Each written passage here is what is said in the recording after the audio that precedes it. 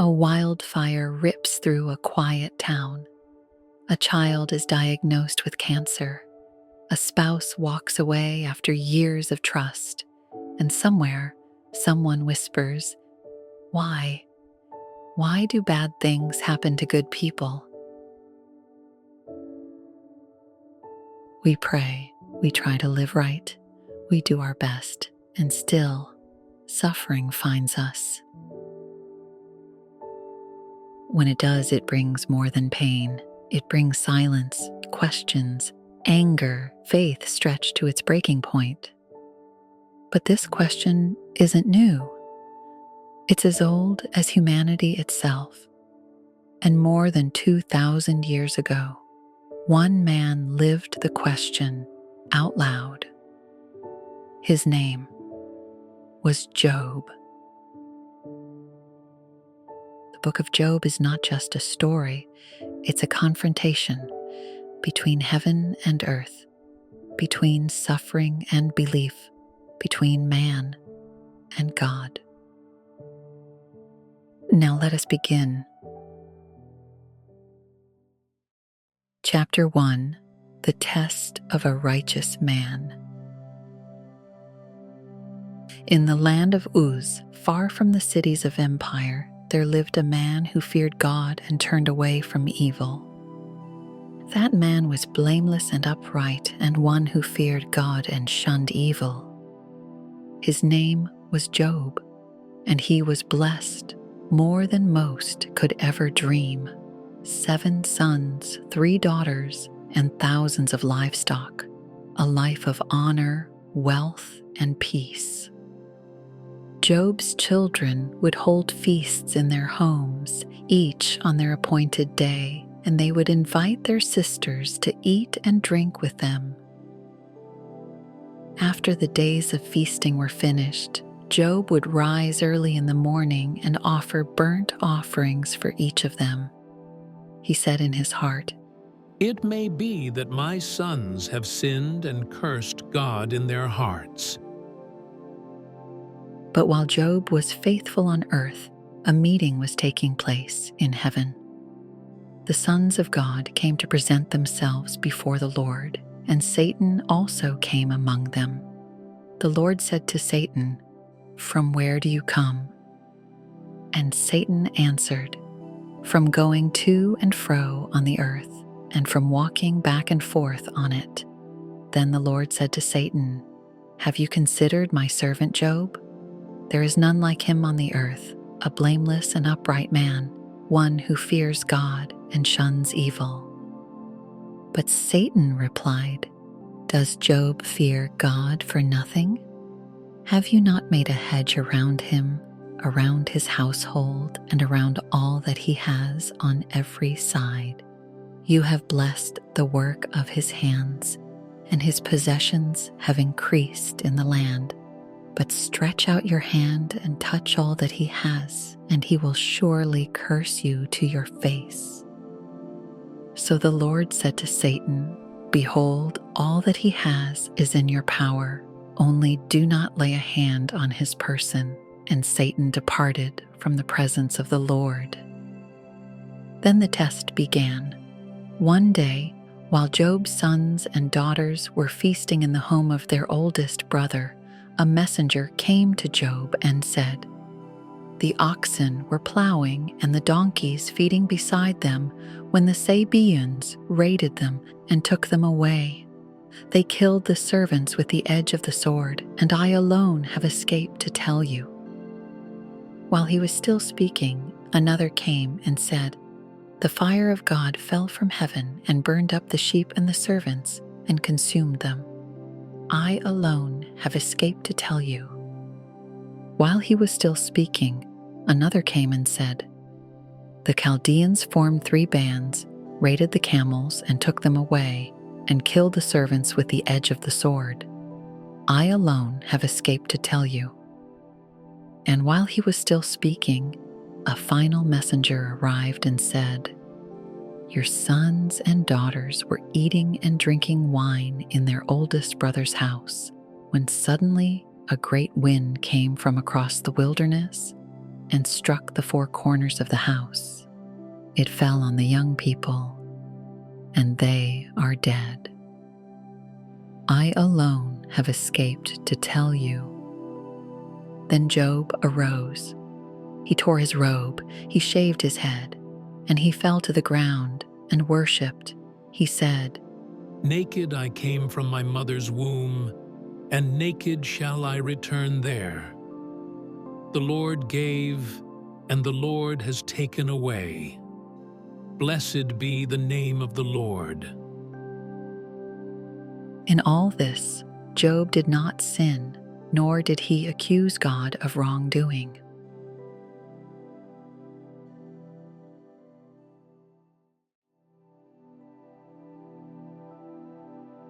Chapter 2. Job's Unfathomable Ordeal. Again there was a day when the sons of God came to present themselves before the Lord, and Satan also came among them to stand before him. The Lord said to Satan, "From where do you come?" And Satan answered the Lord, "From going to and fro on the earth, and from walking back and forth on it." Then the Lord said to Satan, "Have you considered my servant Job? There is none like him on the earth, blameless and upright, one who fears God and shuns evil. And still he holds fast to his integrity, although you incited me against him to destroy him without cause." So Satan answered the Lord and said, "Skin for skin, yes, all that a man has he will give for his life. But stretch out your hand now and touch his bone and his flesh, and he will surely curse you to your face."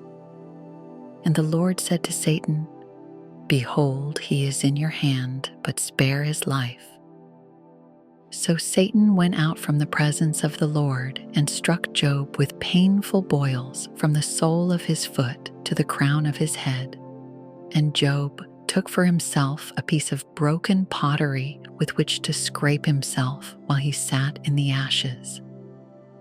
Then his wife said to him, "Do you still hold fast to your integrity? Curse God and die." But Job replied, "You speak as one of the foolish women speaks. Shall we indeed accept good from God, and shall we not accept adversity?" In all this, Job did not sin with his lips. Now when Job's 3 friends heard of all this adversity that had come upon him, they each came from his own place: Eliphaz the Temanite, Bildad the Shuhite, and Zophar the Naamathite. For they had made an appointment together to come and mourn with him and to comfort him. When they raised their eyes from afar, they did not recognize him. They lifted their voices and wept. Each one tore his robe and sprinkled dust on his head toward heaven. Then they sat down with him on the ground 7 days and 7 nights, and no one spoke a word to him, for they saw that his grief was very great.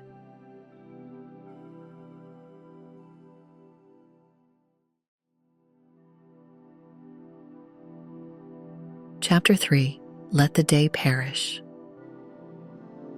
For 7 days and 7 nights, Job sat in silence.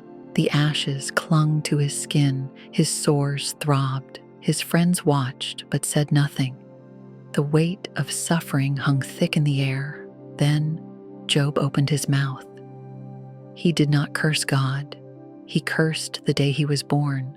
Job said, "Let the day perish on which I was born, and the night in which it was said, 'A male child is conceived.' May that day be darkness. May God above not seek it, nor the light shine upon it. Let gloom and deep darkness claim it. Let a cloud settle on it. Let the blackness of the day terrify it. Why did I not perish at birth? Why did I not die when I came from the womb? Why is life given to him who suffers, and life to the bitter of soul, who long for death? but it does not come? For the thing I greatly feared has come upon me, and what I dreaded has happened to me. I am not at ease, nor am I quiet. I have no rest, for trouble comes. Job did not ask for answers. He asked for erasure, not just of his pain, but of his very existence. And with those words, the silence was broken, the comfort was over, the arguments were about to begin.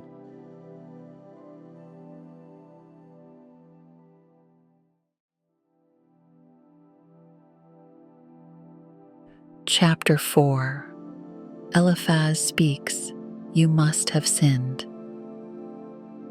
Job's lament echoed through the ashes. He had not accused God, but he had cursed the day he was born. That was enough to open the door. Now his friends would speak, and first to rise was Eliphaz the Temanite, the oldest, the calmest, and perhaps the most confident.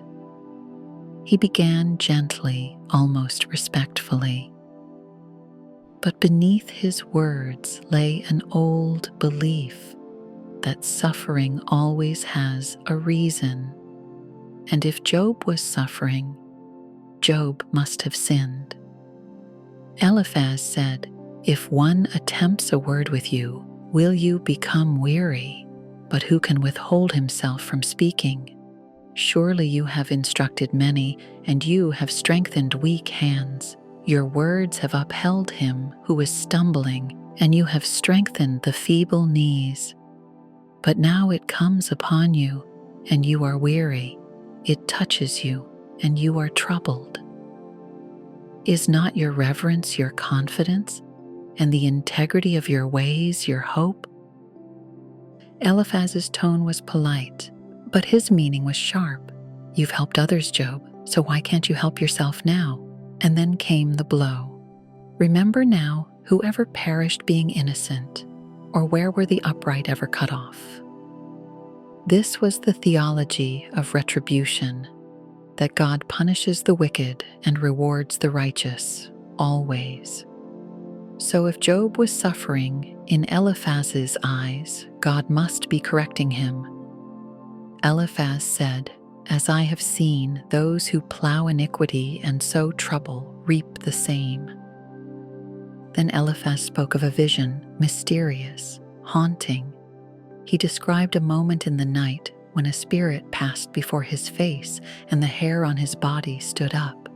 A voice had whispered to him, "Can a mortal be more righteous than God? Can a man be more pure than his Maker? If he puts no trust in his servants, if he charges his angels with error, how much more those who dwell in houses of clay, crushed before a moth?" To Eliphaz, even angels were suspect. So what chance did Job have of standing blameless? But Job had not claimed to be holier than God, only innocent. Still, the implication was clear. Eliphaz had begun what all three friends would continue, the slow erosion of Job's character in the name of defending God. What they didn't know was that their defense was false.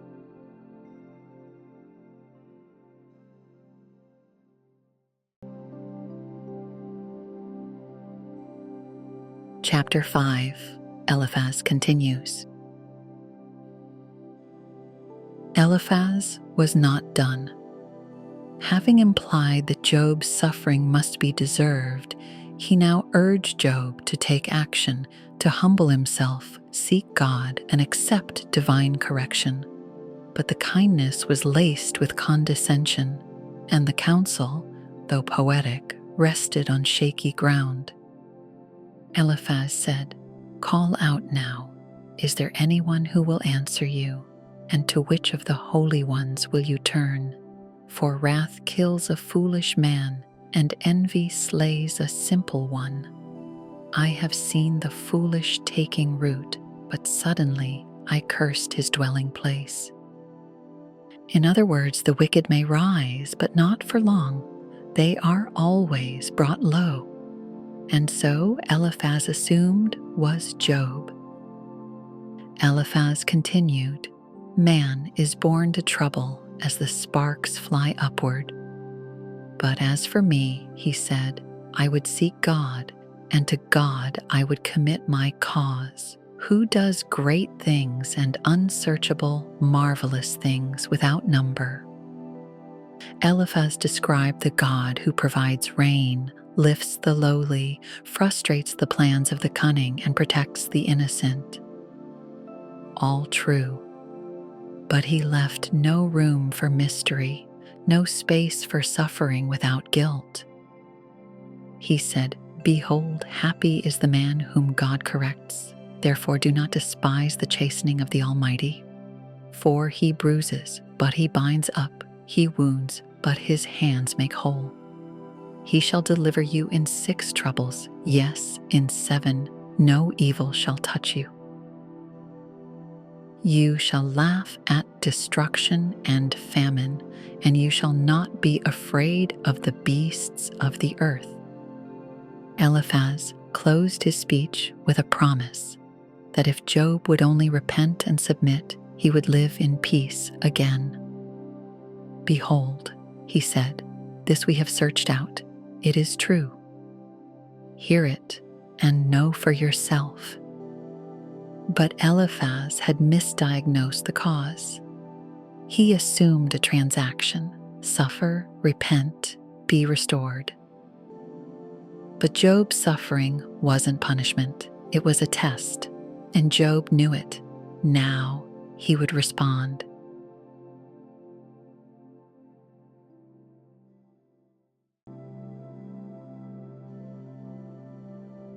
Chapter 6. Job replies, "My grief is heavier than the sand."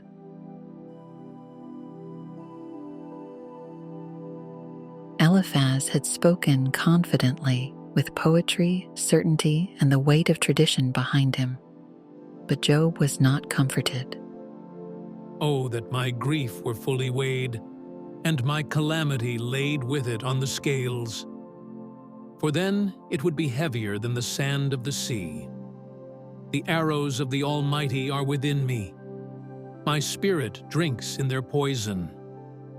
Does the wild donkey bray when it has grass? Or does the ox low over its fodder? My soul refuses to touch them. They are as loathsome food to me. Job wasn't just speaking of food. He was referring to Eliphaz's advice: empty, tasteless, unbearable. He continued, Oh, that I might have my request, that God would grant me the thing that I long for, that it would please God to crush me, that he would loose his hand and cut me off. Then I would still have comfort, though in anguish I would exult, that I have not denied the words of the Holy One. Job longed for death, not because he had lost faith, but because he had kept it. He had not cursed God, he had not rebelled, but he could not understand why he still lived. He said, What strength do I have that I should hope? And what is my end that I should prolong my life? Is my strength the strength of stones? Or is my flesh bronze? Then Job turned directly to Eliphaz. To him who is afflicted, kindness should be shown by his friend. But my brothers have dealt deceitfully like a brook, like the streams of the brooks that pass away. Did I ever say, bring something to me? Or, deliver me from the hand of the enemy? In essence, Job said, "I didn't ask you for help. I only wanted understanding." And then he asked, Teach me, and I will hold my tongue. Cause me to understand wherein I have erred. How forceful are right words! But what does your arguing prove? Job had not lost his mind. He had lost everything else, and Eliphaz, for all his wisdom, had only deepened the wound.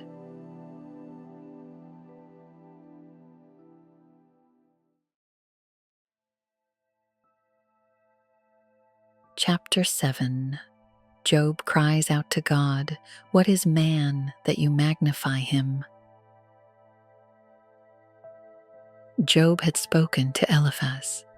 Now he turned toward heaven. He had no comfort from his friends, no healing in his body, and no answers from God. So he cried out, not in rebellion, but in brutal honesty. Job said, Is there not a time of hard service for man on earth?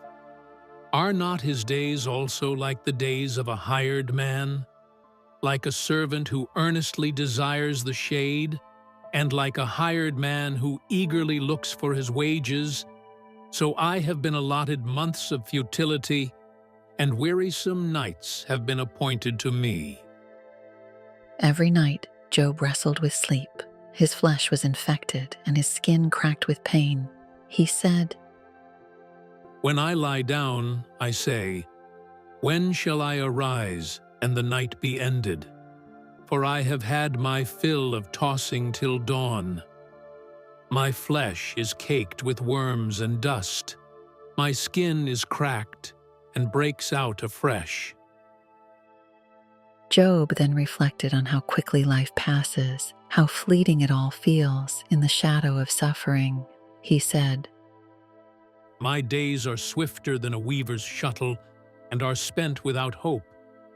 Oh, remember that my life is a breath. My eye will never again see good. As the cloud disappears and vanishes away, so he who goes down to the grave does not come up. He shall never return to his house, nor shall his place know him any more. Then Job spoke to God directly. There was no polished prayer, only aching honesty. He said, Therefore I will not restrain my mouth. I will speak in the anguish of my spirit. I will complain in the bitterness of my soul. Am I a sea or a sea serpent, that you set a guard over me? When I say, my bed will comfort me, my couch will ease my complaint, then you scare me with dreams and terrify me with visions, so that my soul chooses strangling and death rather than my body. I loathe my life. I would not live forever. Let me alone, for my days are but a breath. And then Job asked what every broken heart has whispered in the night. What is man, that you should magnify him, that you should set your heart on him, that you should visit him every morning and test him every moment? How long? Will you not look away from me and let me alone till I swallow my saliva? Have I sinned?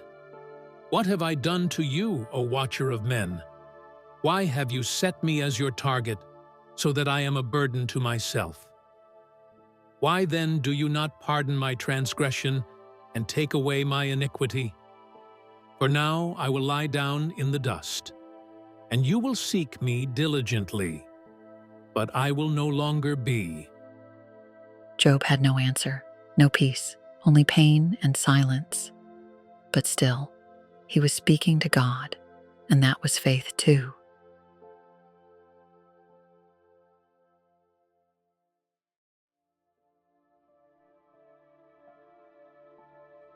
Chapter 8. Bildad speaks. If your children died, they must have sinned.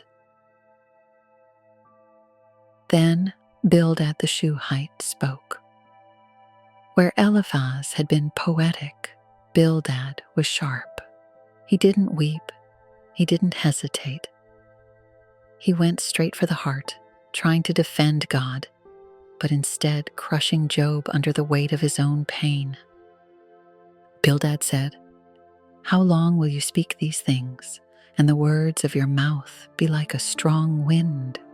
Does God subvert judgment, or does the Almighty pervert justice? Then came the most devastating line of all. If your sons have sinned against him, he cast them away for their transgression. There it was. Bildad blamed the dead, as if Job's children had perished not by tragedy, but by divine justice. Bildad continued, "If you would earnestly seek God and make your supplication to the Almighty, if you were pure and upright, surely now he would awake for you and prosper your rightful dwelling place. Though your beginning was small, yet your latter end would increase abundantly." In other words, if Job had done nothing wrong, God would have already fixed everything. But since God hadn't, Bildad assumed Job must be guilty. He said, "For inquire, please, of the former age, and consider the things discovered by their fathers. Will the papyrus grow without a marsh? Can the reeds flourish without water? So are the paths of all who forget God, and the hope of the hypocrite shall perish." Bildad's logic was ancient and simple. The righteous flourish. The wicked are cut down. Therefore, Job must be wicked. He ended his speech with a false promise. "Behold, God will not cast away the blameless, nor will he uphold the evildoers. He will yet fill your mouth with laughing and your lips with rejoicing. Those who hate you will be clothed with shame, and the dwelling place of the wicked will come to nothing." But Job knew better. The wicked did prosper, and the righteous did suffer. Bildad had reduced God's justice to a formula, and Job wasn't buying it.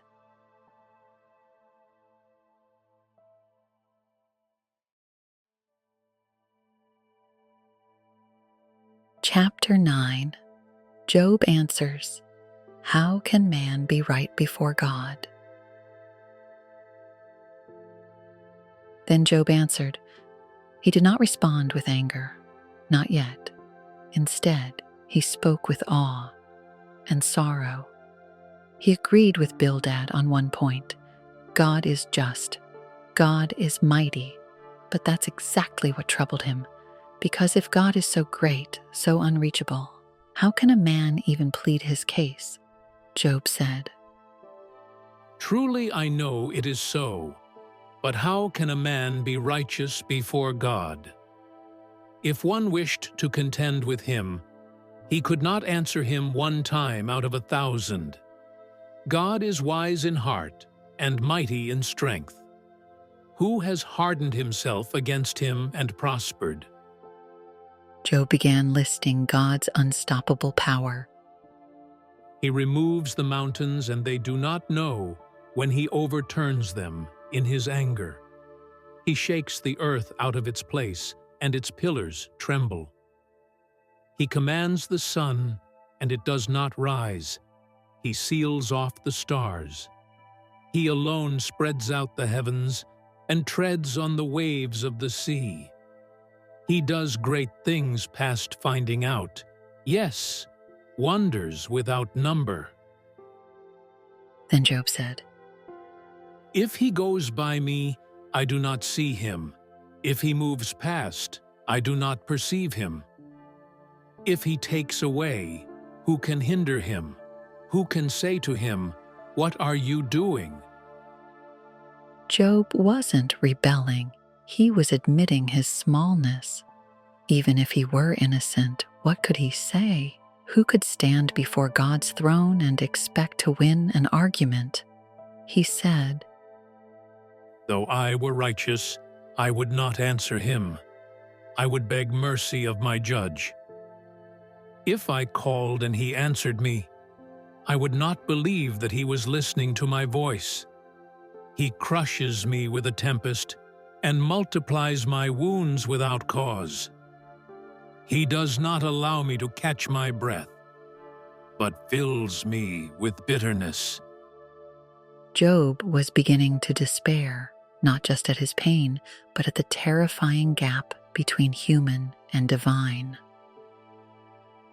He continued, If it is a matter of strength, indeed he is strong, and if of justice, who will appoint my day in court? Though I were righteous, my own mouth would condemn me. Though I were blameless, it would prove me perverse. I am blameless, yet I do not know myself. I despise my life. Job could not see justice. He could not understand suffering, and he saw no way to reach God. But then he spoke words that echo forward in time, words that hint at a deeper need. He said, For he is not a man as I am, that I may answer him, and that we should go to court together. Nor is there any mediator between us, who may lay his hand on us both. a mediator, a go-between, someone who could bridge the divide between man and God. Job didn't know it yet, but he was longing for something, someone that would one day be revealed.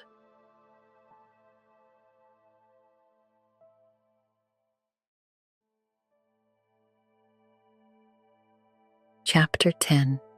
Why did you make me? Then Job spoke again. But this time he did not speak to his friends. He spoke directly to God, and the pain in his voice was unmistakable. He did not blaspheme, but he did ask the deepest, most human questions. Why did you make me, only to watch me suffer?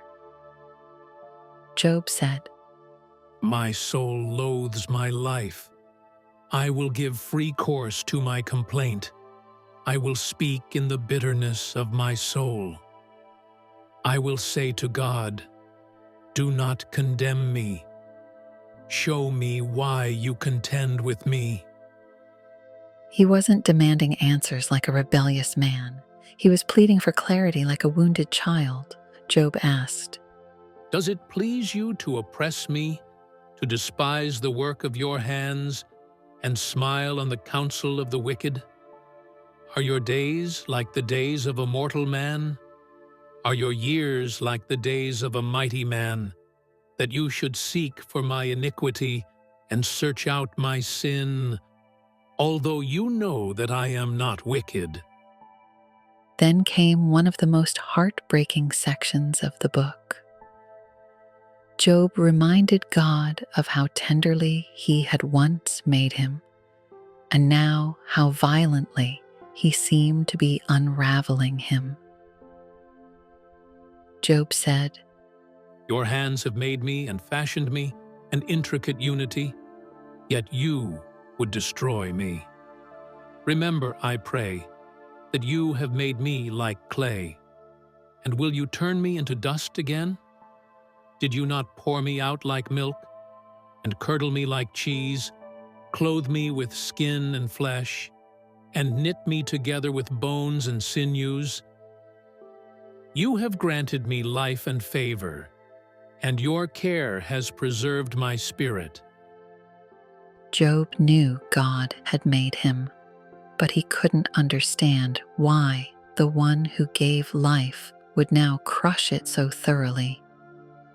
He continued, If I sin, then you mark me and will not acquit me of my iniquity. If I am wicked, woe to me. Even if I am righteous, I cannot lift up my head. I am full of disgrace. See my misery. And then, at the edge of despair, Job asked, Why then have you brought me out of the womb? Oh, that I had perished, and no eye had seen me. Are not my days few? Cease. Leave me alone, that I may take a little comfort, before I go to the place from which I shall not return. to the land of darkness and the shadow of death. This was not rebellion. This was relationship. Even in his lowest moment, Job was still talking to God, still seeking, still clinging. His pain was a prayer, and heaven was still listening.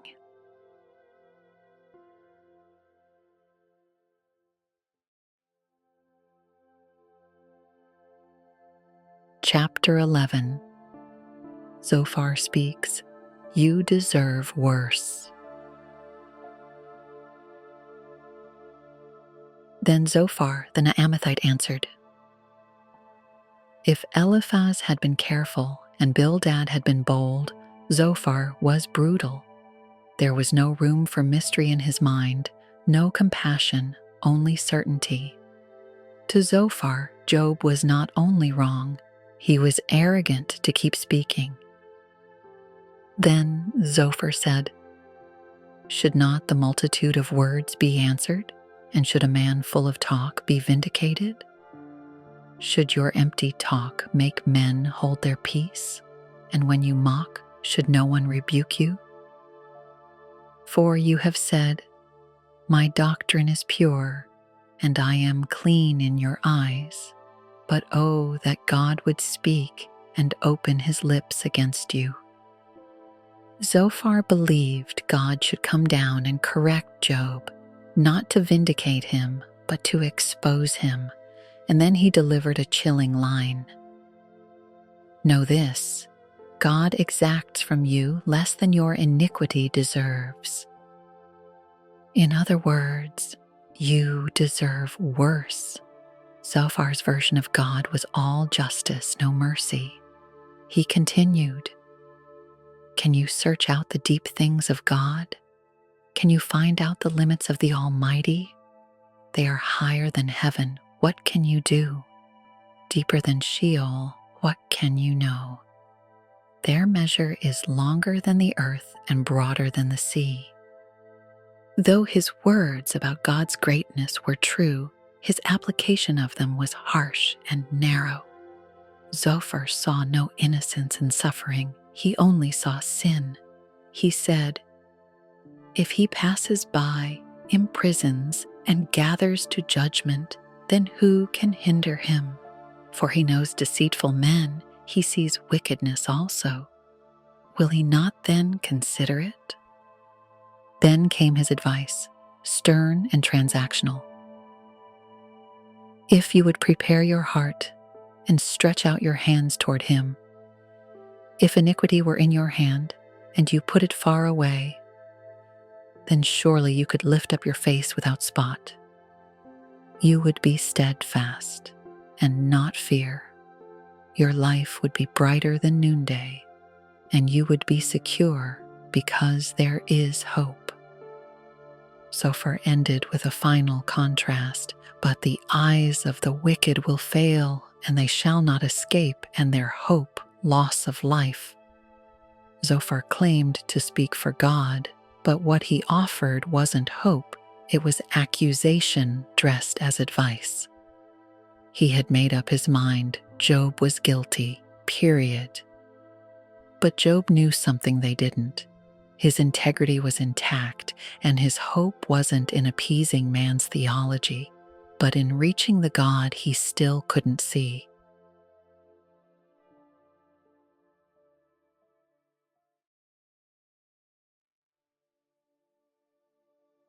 Chapter 12. Job answers, "You think you know everything." Then Job answered, 3 friends had spoken, 3 judgments had fallen, and Job had had enough. What began as quiet lament now turned into razor-edged reply. Job said, No doubt you are the people, and wisdom will die with you.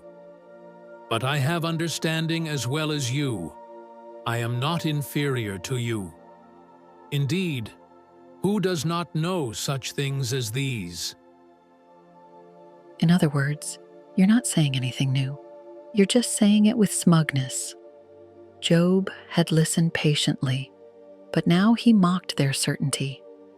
He said, I am one mocked by his friends, who called on God, and he answered him, the just and blameless, who is ridiculed. A lamp is despised in the thought of one who is at ease. It is made ready for those whose feet slip. Job was saying, it's easy for you to speak because you're not the one in pain. The friends spoke of justice, but Job pointed out the injustice they ignored. He said, The tents of robbers prosper, and those who provoke God are secure in what God provides by his hand. Then Job shifted his tone and expanded his vision. He called the natural world as his witness. He said, But now ask the beasts, and they will teach you, and the birds of the air, and they will tell you. Or speak to the earth, and it will teach you, and the fish of the sea will explain to you. Who among all these does not know that the hand of the Lord has done this, in whose hand is the life of every living thing, and the breath of all mankind? Job wasn't doubting God. He was defending his complexity. His friends had reduced the Almighty to a vending machine. Do good, receive good. Do evil, suffer loss. But Job saw something deeper. He saw mystery and tension and suffering that didn't follow formulas. He continued, Does not the ear test words and the mouth taste its food? Wisdom is with aged men, and with length of days, understanding. With God are wisdom and strength. He has counsel and understanding. Then Job described God's sovereignty, not in comfort but in terror. He listed what God tears down, how he ruins kings, judges, priests, and nobles. He said, He leads counselors away plundered, and makes fools of the judges. He loosens the bonds of kings. He pours contempt on princes. He uncovers deep things out of darkness, and brings the shadow of death to light. He makes nations great, and destroys them. He enlarges nations, and guides them. This was not a man denying God. This was a man still holding on to him, but refusing to accept cheap theology. Job saw a world where the righteous suffer, the wicked rise, and the plans of men are overturned without warning. And yet, he still spoke to God. He still hadn't let go.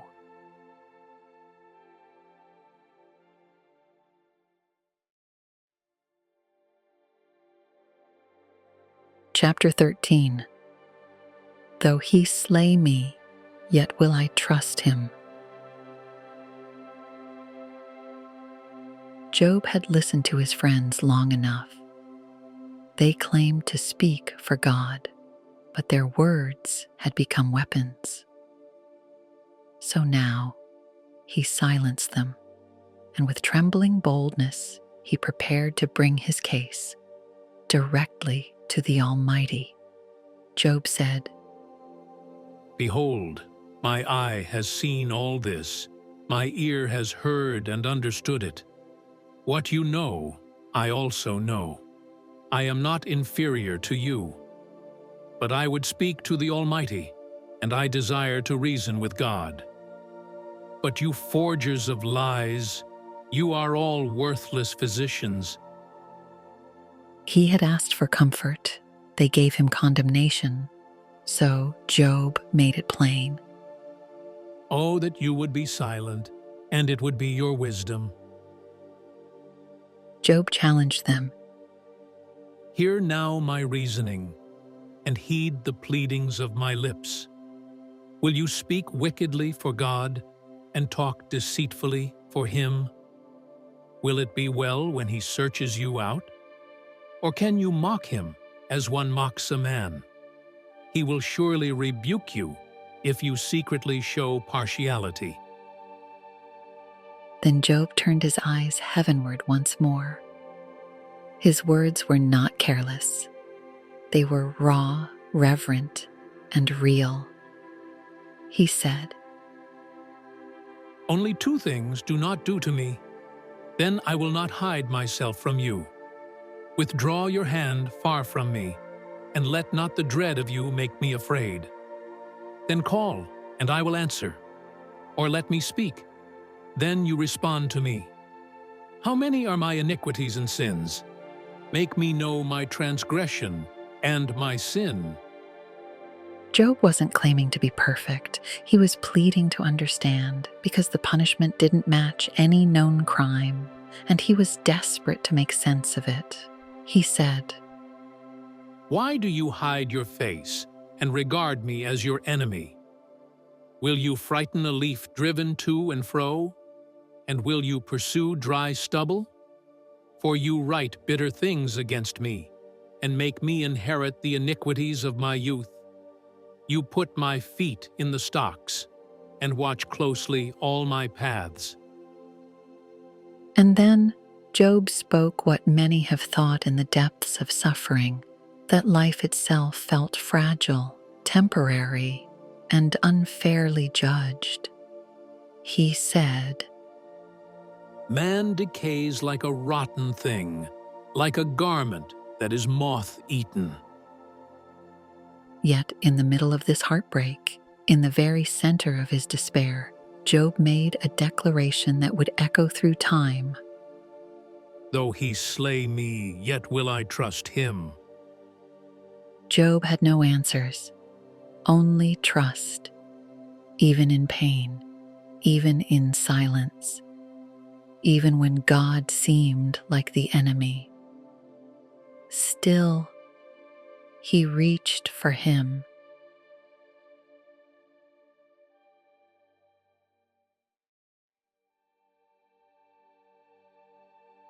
Chapter 14. Man who is born of woman. Having confronted his friends and pleaded with God, Job now turned inward. His words slowed, his voice softened. He began to reflect not just on his own suffering, but on what it means to be human. Job said, "Man who is born of woman is of few days and full of trouble. He comes forth like a flower and fades away. He flees like a shadow and does not continue. And do you open your eyes on such a one, and bring me to judgment with yourself?" What chance does a mortal have before the eternal? That was Job's cry. He saw life as brief, fragile, and already condemned. He asked, "Who can bring a clean thing out of an unclean? No one. Since his days are determined, the number of his months is with you. You have appointed his limits, so that he cannot pass. Look away from him that he may rest, till like a hired man he finishes his day." Then Job looked at nature, trees cut down yet sprouting again. But man dies, and that's the end. Or so it seemed. Job said, "There is hope for a tree, if it is cut down, that it will sprout again. Though its root may grow old in the earth, and its stump may die in the ground, yet at the scent of water it will bud and bring forth branches like a plant. But man dies and is laid away. Indeed, he breathes his last. And where is he?" This question was not defiance, it was longing. He asked, "If a man dies, shall he live again? All the days of my hard service I will wait, till my change comes. You shall call, and I will answer you. You shall desire the work of your hands. Job still hoped even faintly that God had not abandoned the ones he formed, that even in death, God would remember. But the hope was quickly overtaken by sorrow. Job closed his thoughts in lament. But as a mountain falls and crumbles away, as water wears away stones, so you destroy the hope of man. You prevail forever against him, and he passes on. You change his countenance and send him away. His sons come to honor, and he does not know it. They are brought low, and he does not perceive it. But his flesh will be in pain over it, and his soul will mourn over it. This was not the voice of a man who had given up on God. It was the voice of a man who feared God might have given up on him.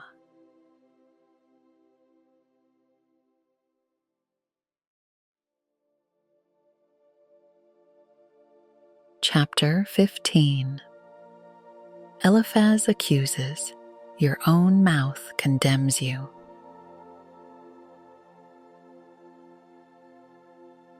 Then Eliphaz the Temanite answered. He had spoken first, calmly, cautiously, back in chapter 4.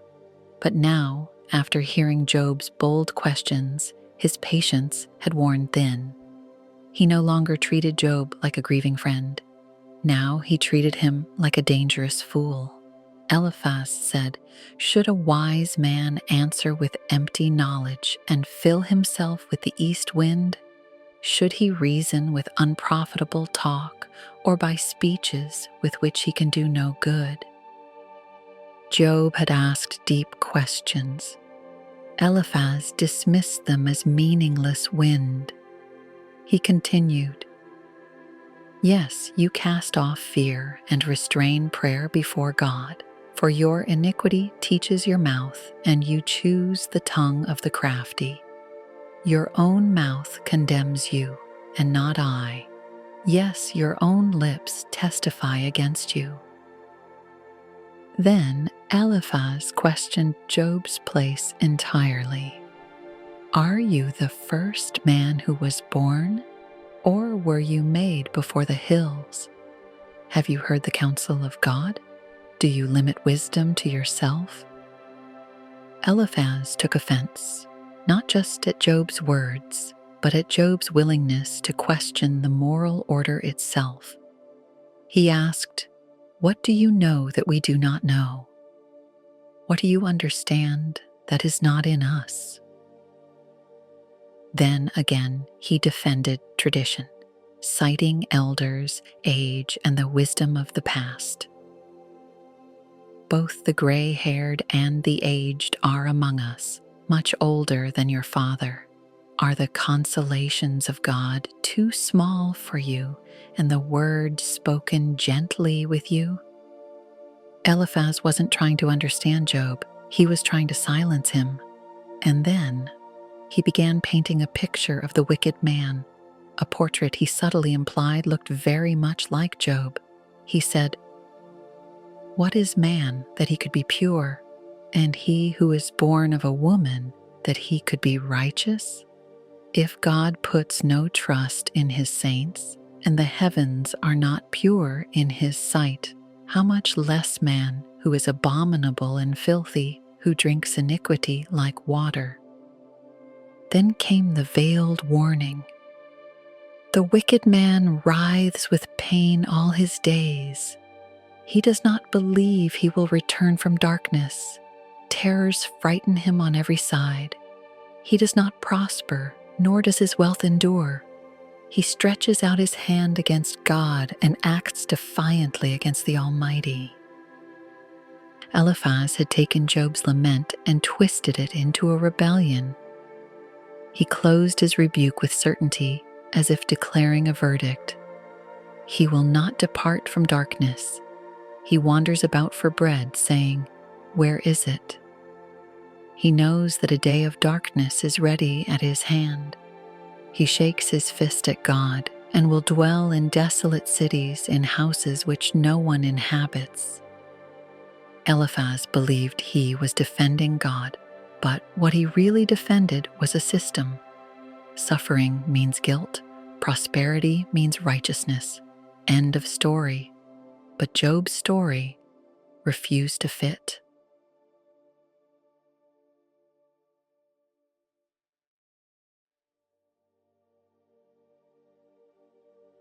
Chapter 16. Miserable comforters are you all.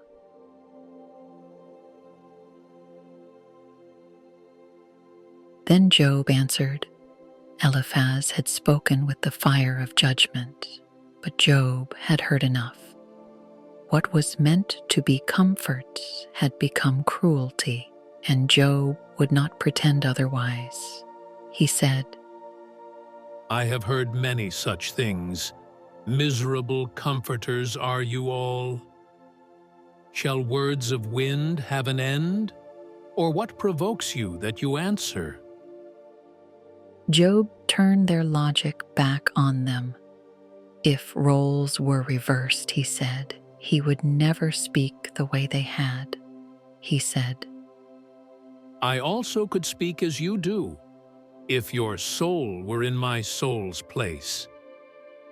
I could heap up words against you and shake my head at you, but I would strengthen you with my mouth, and the comfort of my lips would relieve your grief. But no comfort had come, only condemnation. Whether he spoke or stayed silent, his pain remained. He said, Though I speak, my grief is not relieved, and if I remain silent, how am I eased? But now he has worn me out. You have made desolate all my company. You have shriveled me up, and it is a witness against me. Then Job turned again toward heaven, not with trust, but with accusation. He said, God delivers me to the ungodly and turns me over to the hands of the wicked. I was at ease, but he has shattered me. He also has taken me by my neck, shaken me to pieces, set me up for his target. His archers surround me. He pierces my heart and does not pity. I have sewn sackcloth over my skin and laid my head in the dust.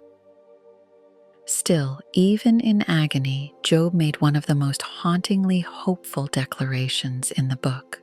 He said, O earth, do not cover my blood, and let my cry have no resting place. Surely even now my witness is in heaven, and my evidence is on high. Job believed God was against him, yet he also believed God was the only one who could truly defend him. He said, My friends scorn me. My eyes pour out tears to God. Oh, that one might plead for a man with God, as a man pleads for his neighbor. Then he trailed off, weary again. For when a few years are finished, I shall go the way of no return.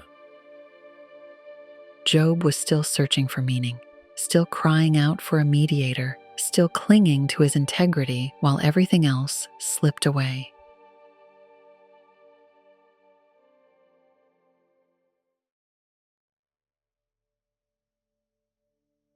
Chapter 17. Where then is my hope?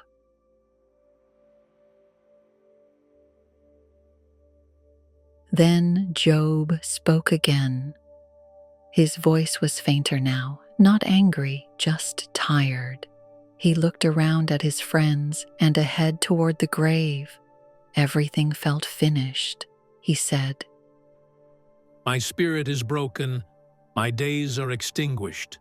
The grave is ready for me. Are not mockers with me? And does not my eye dwell on their provocation?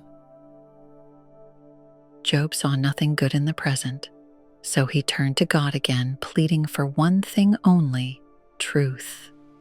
He said, Now put down a pledge for me with yourself. Who is he who will shake hands with me? For you have hidden their heart from understanding. Therefore, you will not exalt them. Job accused God of blinding his friends. He couldn't explain why, but he knew they saw nothing clearly. They were offering easy answers to a mystery beyond them. Then Job said, He who speaks flattery to his friends, even the eyes of his children will fail. But he has made me a byword of the people, and I have become one in whose face men spit. My eye has also grown dim because of sorrow, and all my members are like shadows. Job was now a warning sign, a cautionary tale.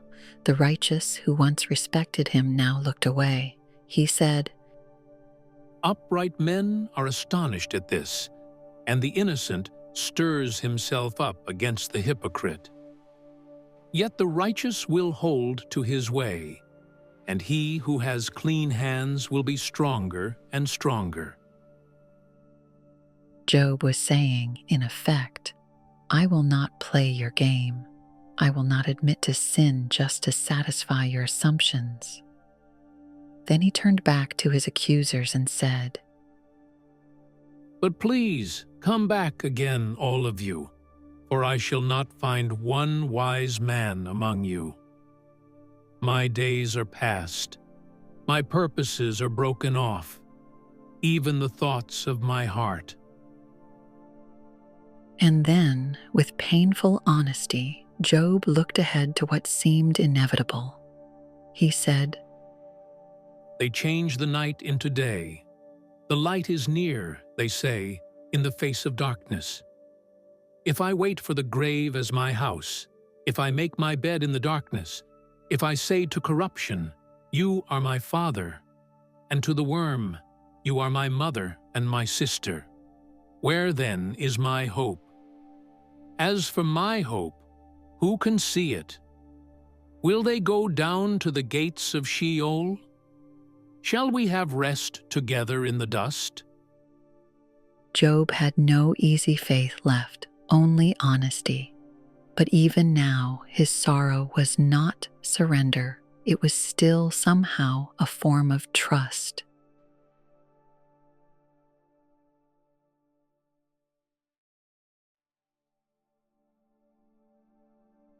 Chapter 18. Bildad speaks again. The light of the wicked goes out.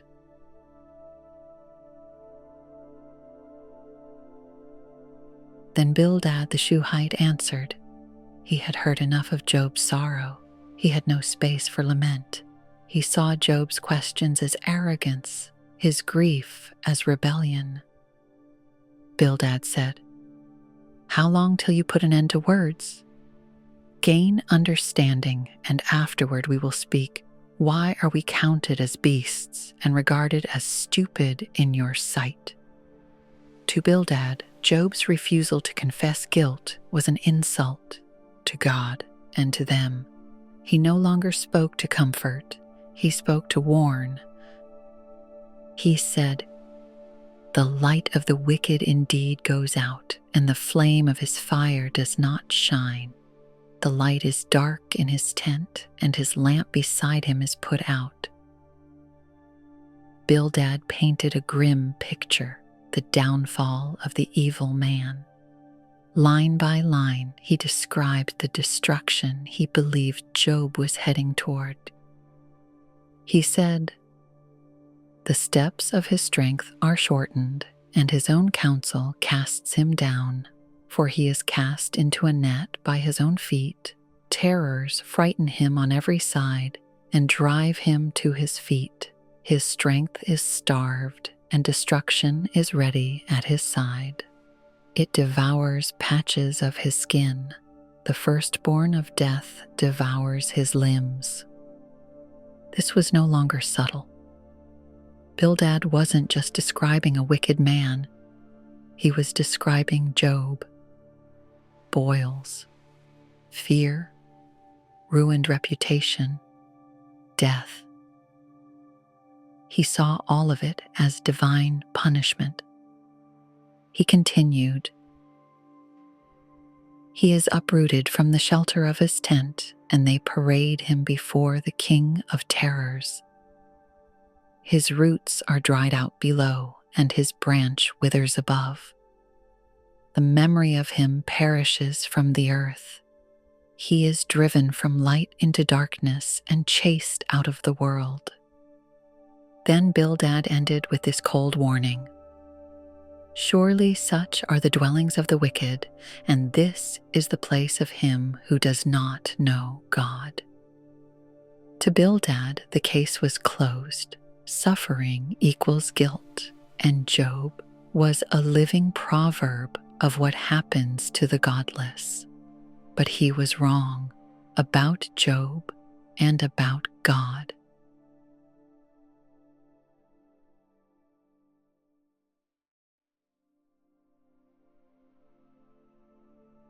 Chapter 19. My Redeemer Lives.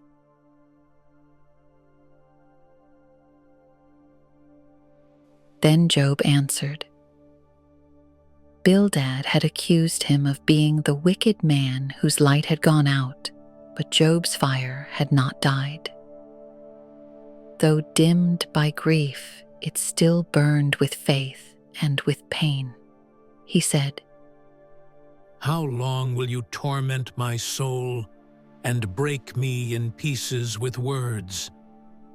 These 10 times you have reproached me. You are not ashamed that you have wronged me. And if indeed I have erred, my error remains with me. Job was saying, even if I'm wrong, I haven't wronged you. But his friends had become his accusers, kicking him while he lay in the dust. He said, If indeed you exalt yourselves against me, and plead my disgrace against me, know then that God has wronged me and has surrounded me with his net. And now Job turned again toward heaven, not in reverence, but in agony. He cried, Behold, I cry out, violence, but I am not heard. I cry aloud, but there is no justice. He has fenced up my way so that I cannot pass, and he has set darkness in my paths. He has stripped me of my glory and taken the crown from my head. Job felt hunted, ruined, forgotten. Even those closest to him had vanished. He said, He has removed my brothers far from me, and my acquaintances are completely estranged from me. My relatives have failed, and my close friends have forgotten me. Those who dwell in my house count me as a stranger. I am an alien in their sight. I call my servant, but he gives no answer. I beg him with my mouth. My breath is offensive to my wife, and I am repulsive to the children of my own body. Even young children despise me. I arise, and they speak against me. All my close friends abhor me, and those whom I love have turned against me. There was no one left, but Job still spoke, still reached, still hoped. He said, My bone clings to my skin and to my flesh, and I have escaped by the skin of my teeth. Have pity on me. Have pity on me, O you, my friends, for the hand of God has struck me.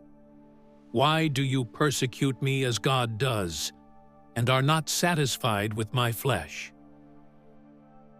Then Job said something remarkable. In the ashes, in the silence, he declared that his words would outlive him, etched into stone, because they pointed to something eternal. He said, Oh, that my words were written. Oh, that they were inscribed in a book, that they were engraved on a rock with an iron pen and lead forever. And then, from the mouth of a man broken beyond recognition, came one of the clearest proclamations of resurrection hope in all of Scripture. Job said, For I know that my Redeemer lives, and he shall stand at last on the earth. And after my skin is destroyed, this I know, that in my flesh I shall see God, whom I shall see for myself, and my eyes shall behold, and not another. How my heart yearns within me. Though Job saw no justice in this life, he believed there would be justice in the next. Though he felt abandoned, he believed he would one day be vindicated by God Himself. He finished with a warning to his friends. If you should say, how shall we persecute him? Since the root of the matter is found in me, be afraid of the sword for yourselves. For wrath brings the punishment of the sword, that you may know there is a judgment. They thought they were speaking for God, but Job reminded them, God has the final word, and He sees the heart.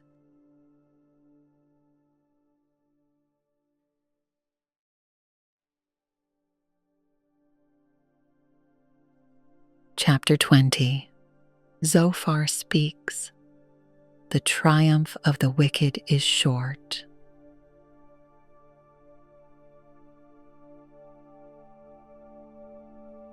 Job had just made the boldest declaration of hope.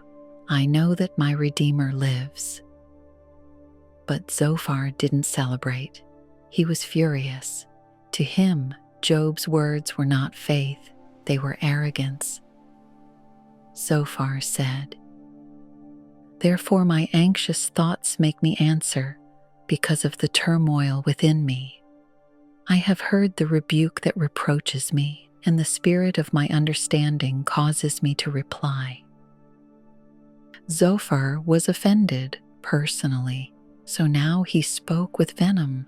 Without naming Job, he described in vivid detail what he believed happened to the wicked.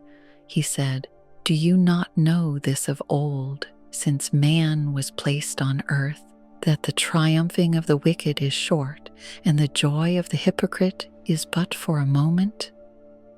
Zophar insisted, if a man suffers, he must be wicked, and the wicked man always falls. He said, Though his haughtiness mounts up to the heavens, and his head reaches to the clouds, yet he will perish forever like his own refuse. He will fly away like a dream and not be found. The eye that saw him will see him no more, nor will his place behold him any longer. Then came a series of brutal images designed to crush Job's hope. Zophar spoke of the wicked man's children begging for bread, his bones full of youthful sin, his body vomiting up stolen wealth, his joy turned to poison. He said, Though evil is sweet in his mouth, and he hides it under his tongue, yet his food in his stomach turns sour. It becomes cobra venom within him. He swallows down riches and vomits them up again. God casts them out of his belly. Zophar's God was violent, immediate, and transactional. He said, Because he has oppressed and forsaken the poor, because he has violently seized a house which he did not build, he knows no quietness in his heart. In the fullness of his sufficiency, he will be in distress. Every hand of misery will come against him. Zophar was not describing a distant hypothetical. He was describing Job.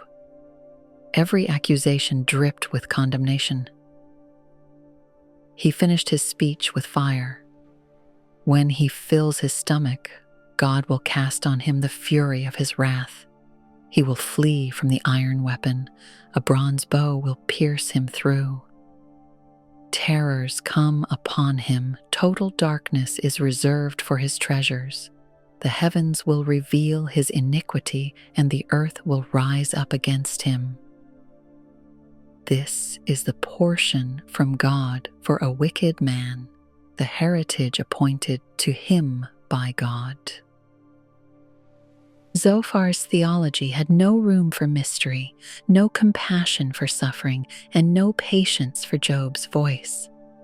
To him, the wicked fall, and Job had fallen, but Zophar had confused justice with judgment and silence with righteousness. And Job was not done speaking.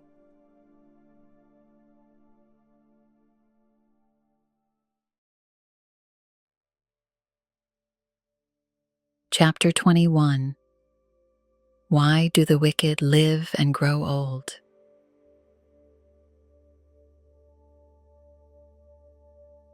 Then Job answered.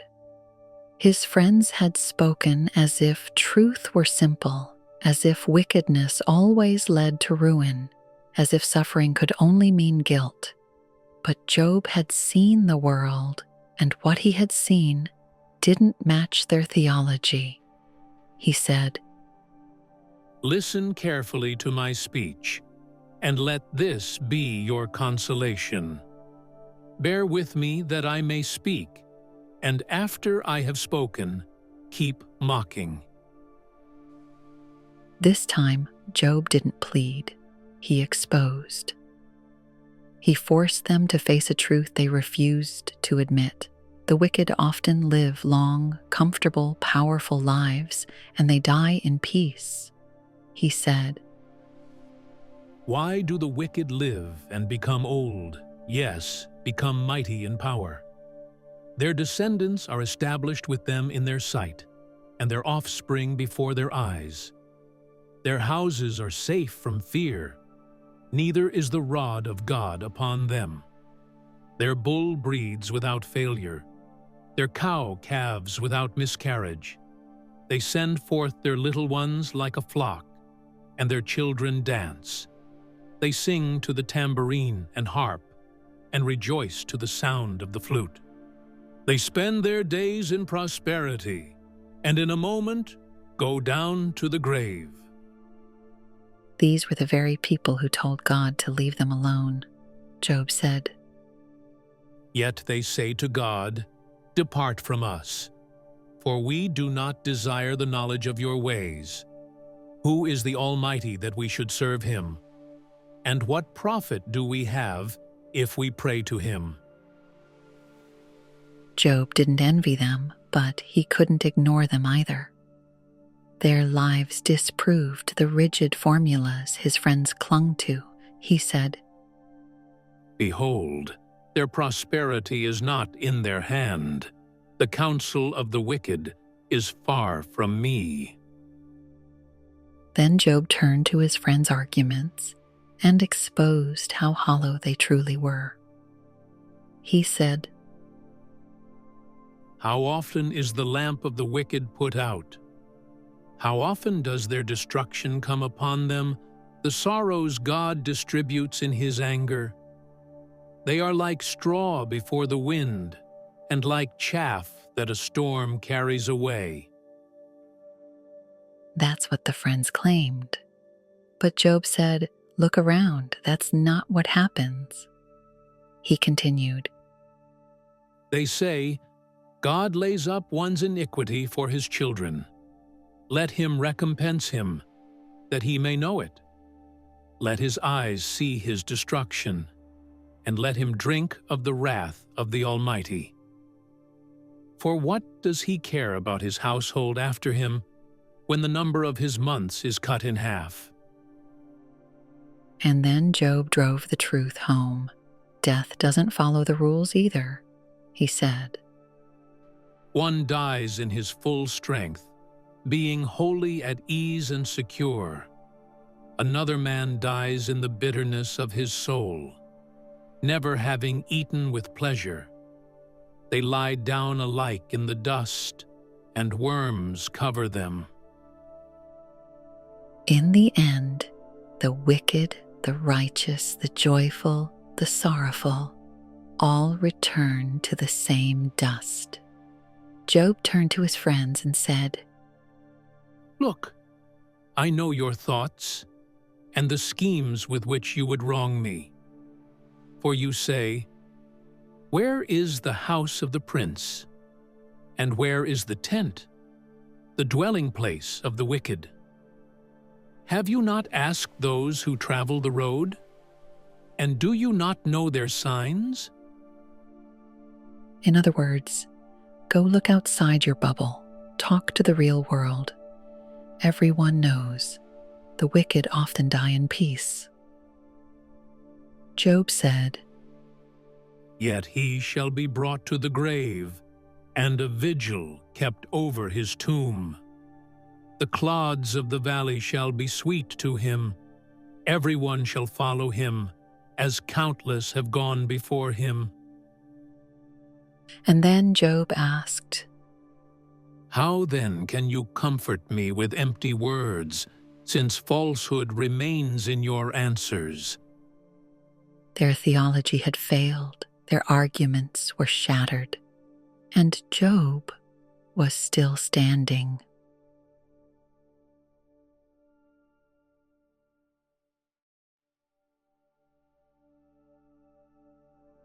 Chapter 22.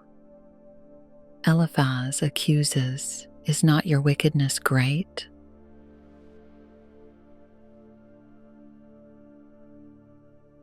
Job had just exposed the flaw in their logic, that the wicked often live long, die rich, and are buried with honor.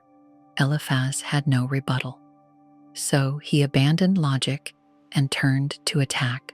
He said, Can a man be profitable to God, though he who is wise may be profitable to himself? Is it any pleasure to the Almighty that you are righteous, or is it gain to him that you make your ways blameless? In other words, God owes you nothing, Job. Then came the open accusation. Eliphaz said, Is it because of your fear of him that he corrects you and enters into judgment with you? Is not your wickedness great and your iniquity without end? And then, without proof, he listed the crimes. For you have taken pledges from your brother for no reason and stripped the naked of their clothing. You have not given the weary water to drink, and you have withheld bread from the hungry. You have sent widows away empty, and the strength of the fatherless was crushed. None of it was true, but Eliphaz couldn't reconcile Job's suffering with his innocence, so he rewrote Job's life to fit his theology. He continued, Therefore, snares are all around you, and sudden fear troubles you. Is not God in the height of heaven? And see the highest stars, how lofty they are. And you say, What does God know? Can he judge through the deep darkness? But Job had never said those things. Eliphaz was putting words in his mouth, the very words of the wicked that Job had condemned himself. Eliphaz said, Will you keep to the old way which wicked men have trod, who were cut down before their time, whose foundations were swept away by a flood? They said to God, Depart from us. What can the Almighty do to them? He tried to sound wise, but his warnings rang hollow, because Job had already said, The wicked say that, and still live in peace. Yet Eliphaz pressed on. Now acquaint yourself with him and be at peace. Thereby good will come to you.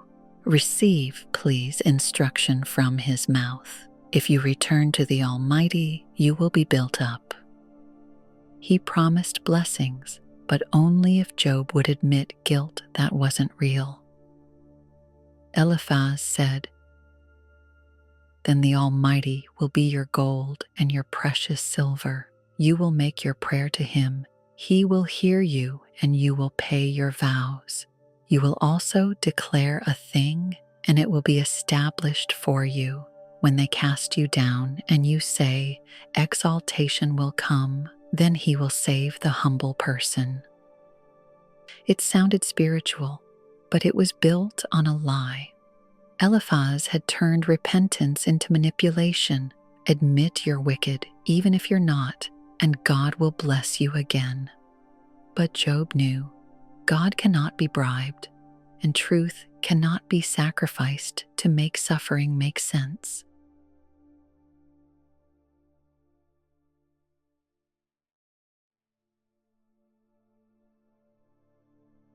Chapter 23. Oh, that I knew where I might find him.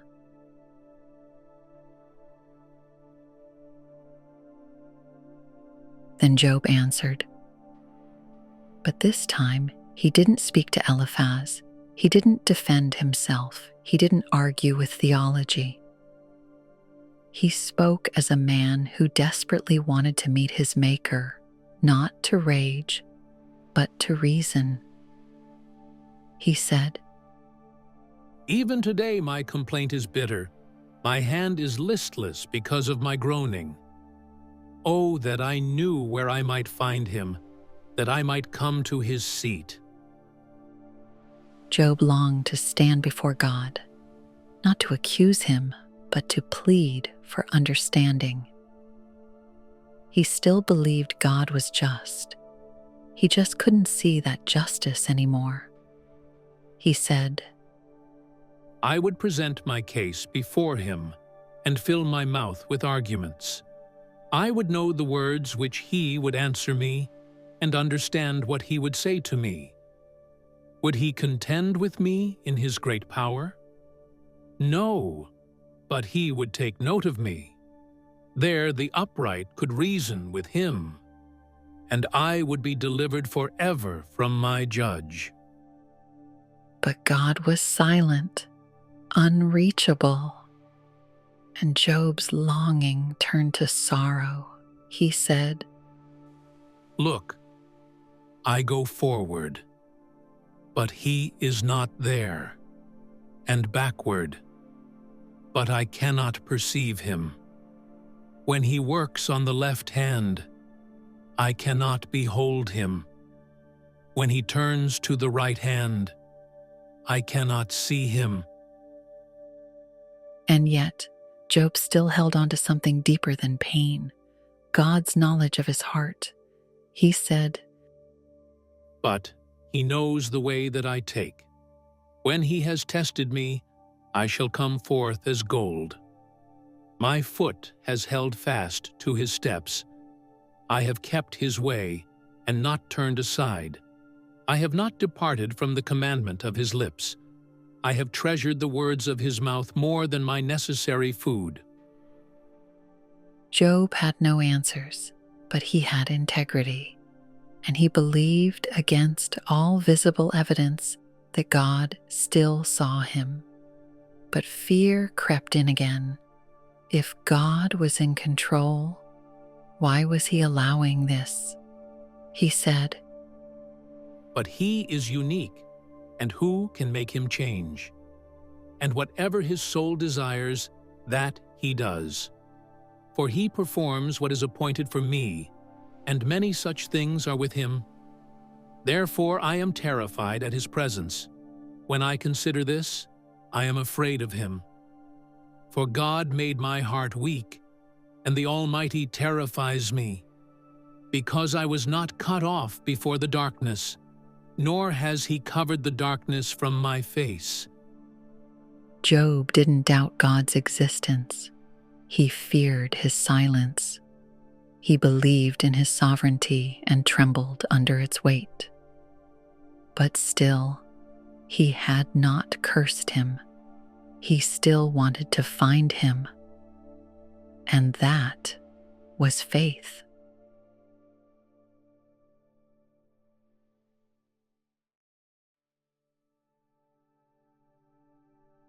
Chapter 24. Why are the wicked untouched?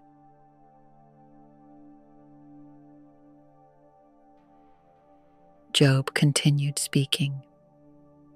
He had just poured out his longing to find God, but now he turned his eyes back to the world, and what he saw only deepened the mystery.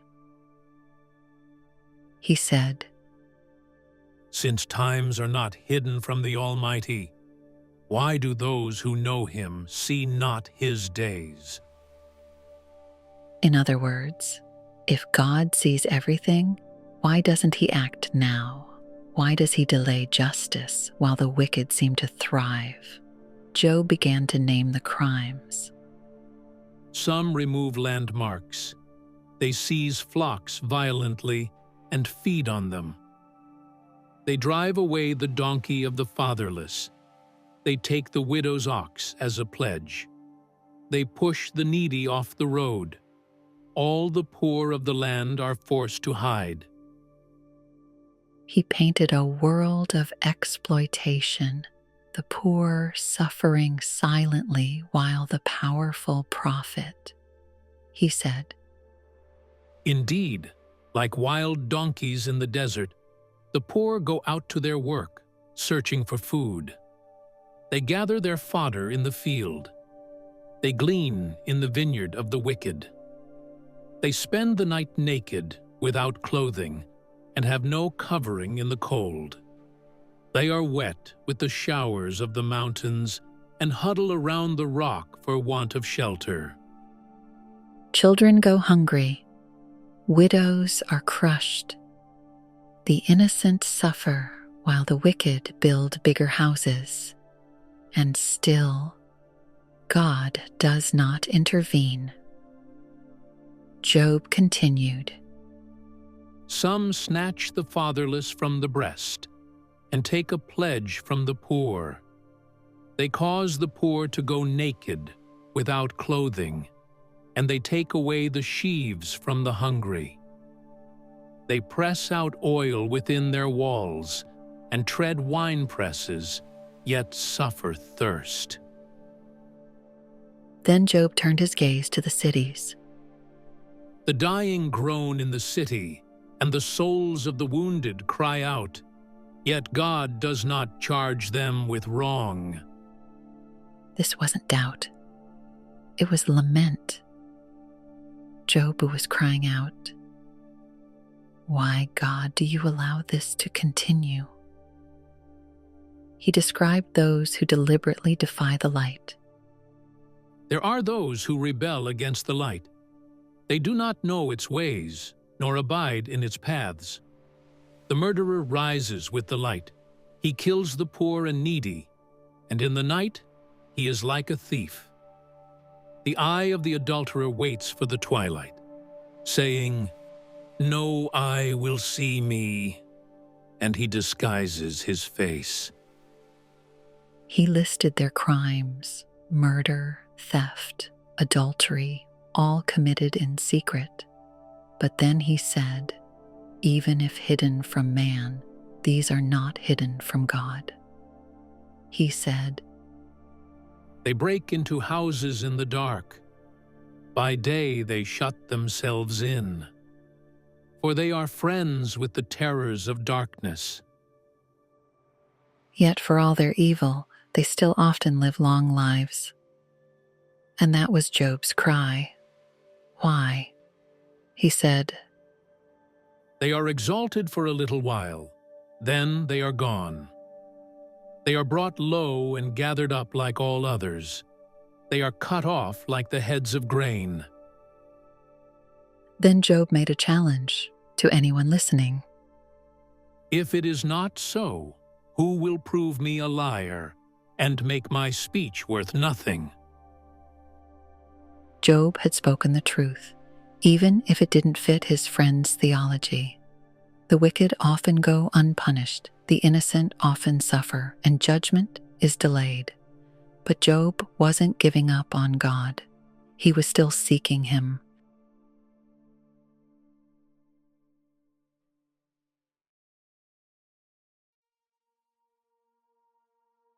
Chapter 25. Bildad's final words. How then can man be righteous?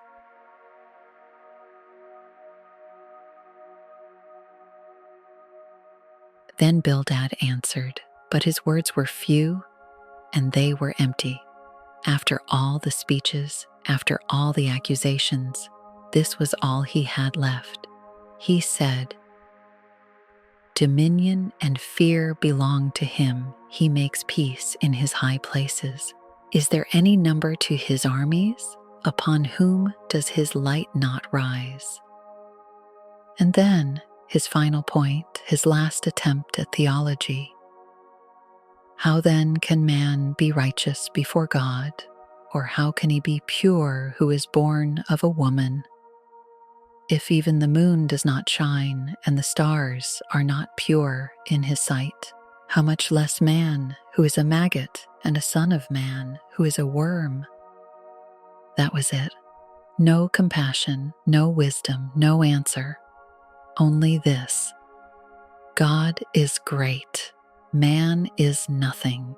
But Job already knew that.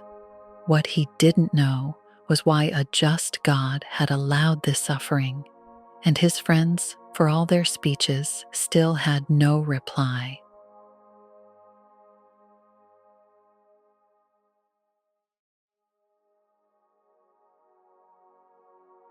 Chapter 26. These are but the edges of his ways.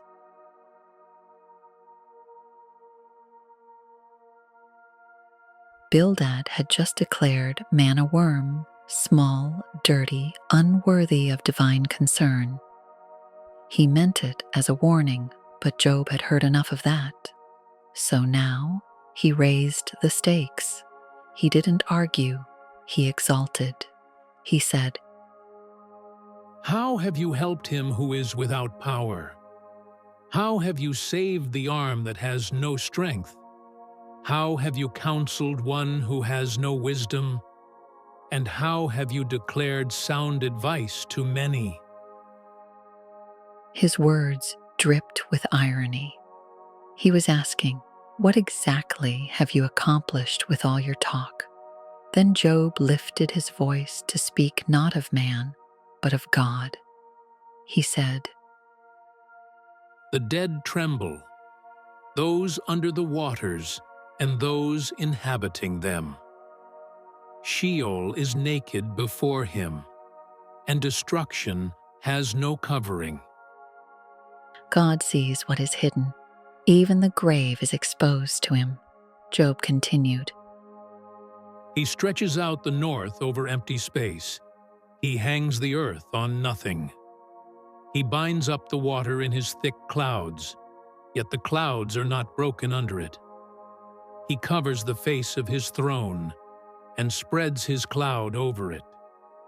He drew a circular horizon on the face of the waters, at the boundary of light and darkness. These were not the words of a man trying to win an argument. These were the words of a man in awe. Job described a God so vast, so beyond comprehension that even creation trembles. He said, The pillars of heaven tremble and are astonished at his rebuke. He stirs up the sea with his power, and by his understanding he breaks up the storm. By his spirit he adorned the heavens. His hand pierced the fleeing serpent. And then Job ended with one of the most powerful lines in the book. Indeed, these are the mere edges of his ways, and how small a whisper we hear of him. But the thunder of his power, who can understand? Job didn't need a lecture about God's greatness. He already knew. But what troubled him wasn't God's weakness, it was God's silence. Still, even in that silence, he bowed his heart in wonder.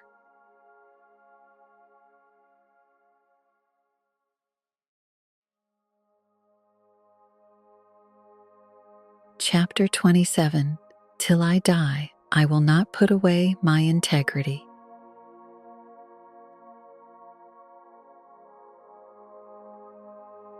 Job continued his discourse. He had listened to his friends call him wicked. He had endured their accusations, their assumptions, their twisted logic. Now, with solemn resolve, he swore an oath. He said, As God lives, who has taken away my justice, and the Almighty, who has made my soul bitter, as long as my breath is in me, and the breath of God in my nostrils, my lips will not speak wickedness, nor my tongue utter deceit. Then came the vow. Far be it from me that I should say you are right.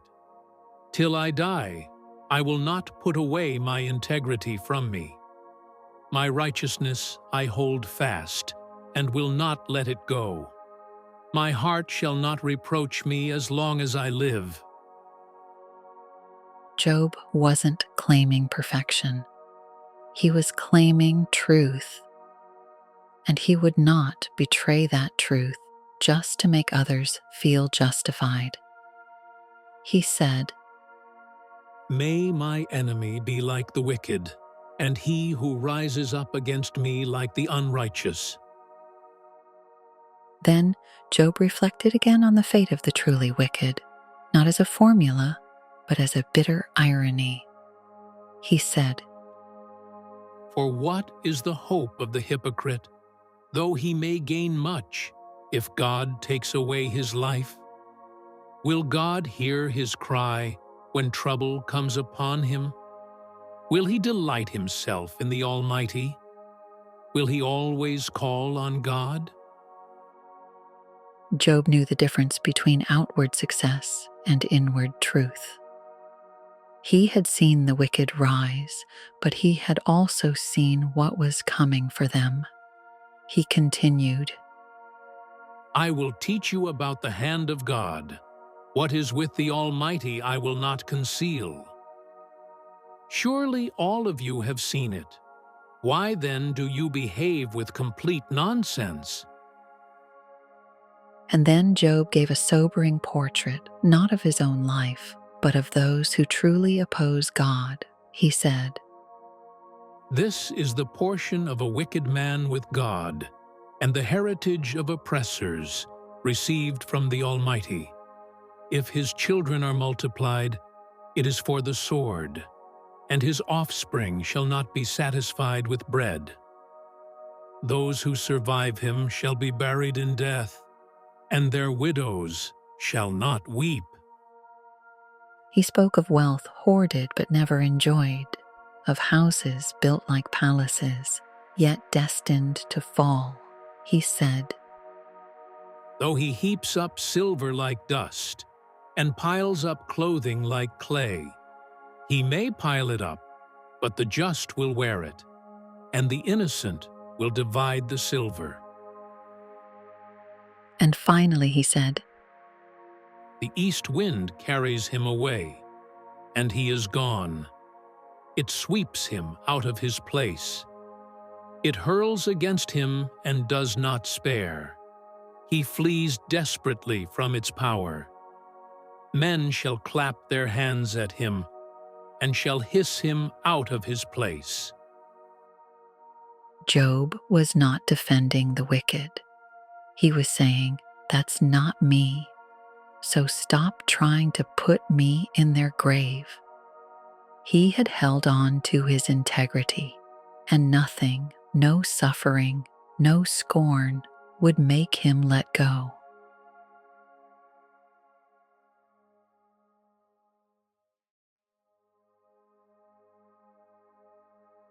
Chapter 28. Where can wisdom be found?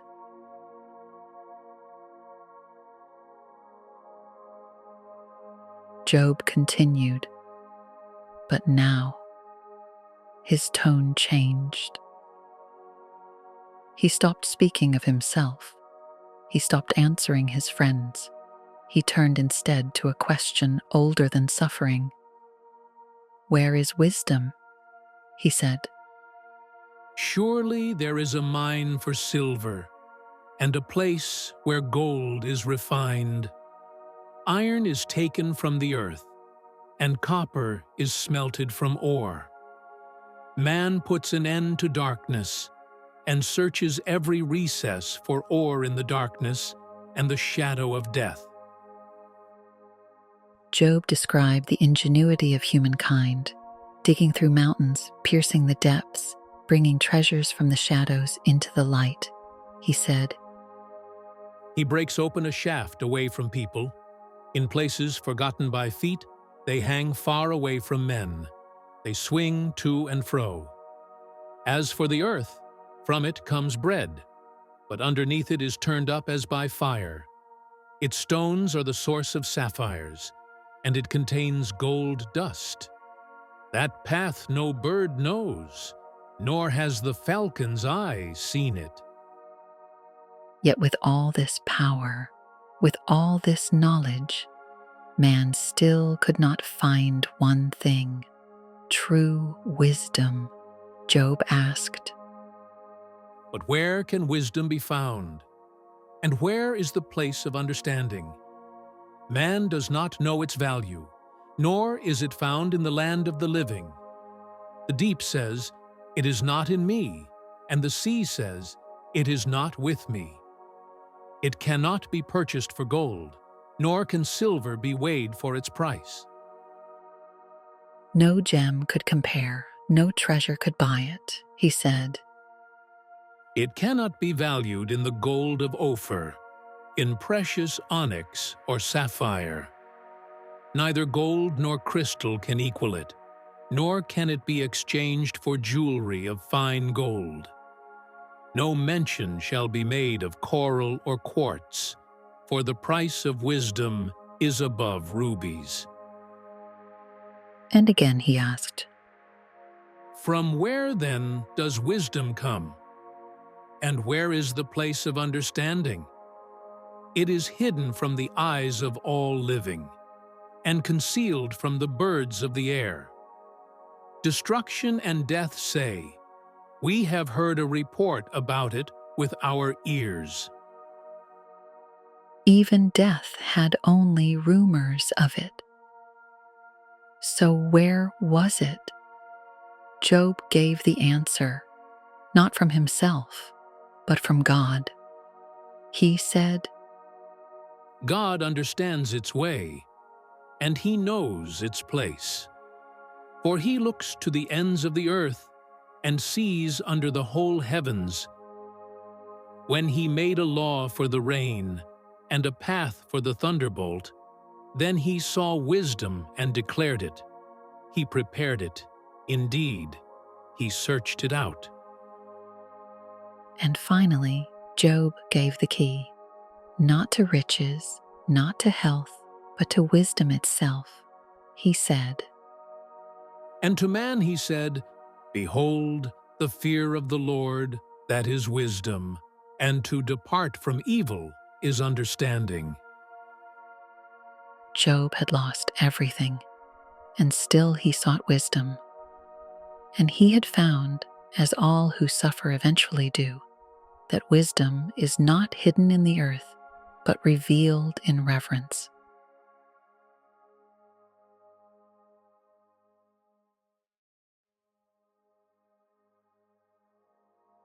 Chapter 29. Oh, that I were as in months past.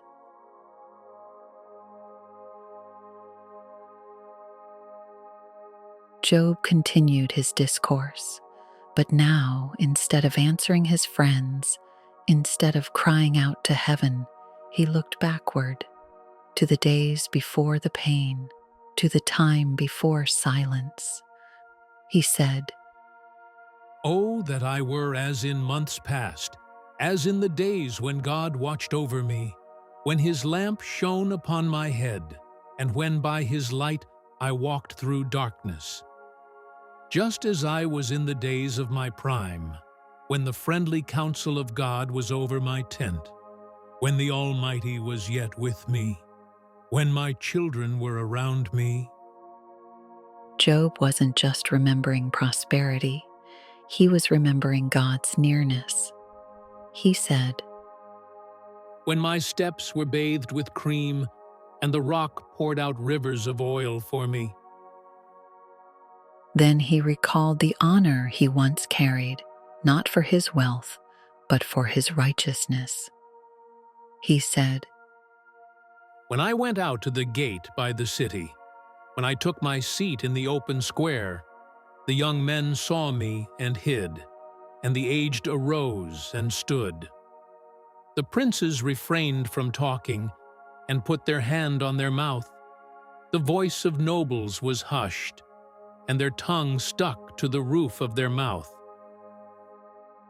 He had been a man of respect, a voice of justice, a helper of the weak. He said, When the ear heard, then it blessed me, and when the eye saw, then it approved me, because I delivered the poor who cried out, the fatherless, and the one who had no helper. The blessing of a perishing man came upon me, and I caused the widow's heart to sing for joy. He remembered being a man of honor, not just in words, but in action. He said, I put on righteousness, and it clothed me.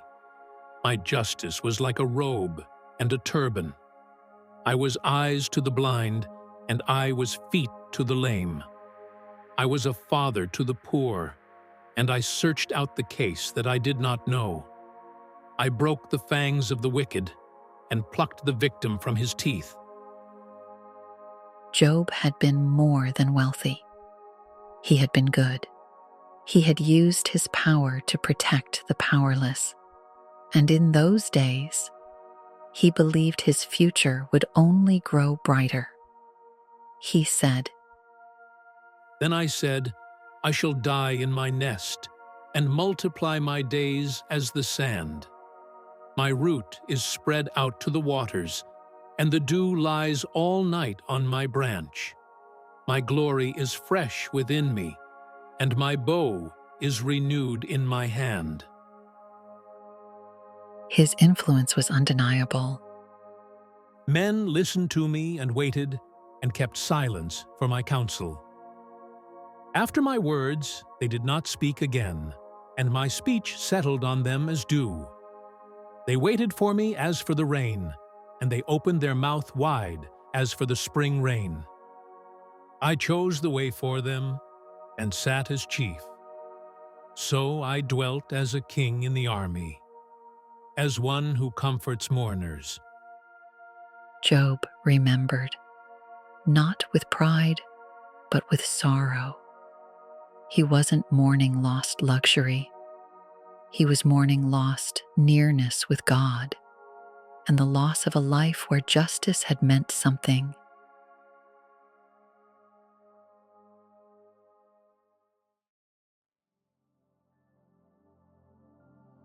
Chapter 30. But now,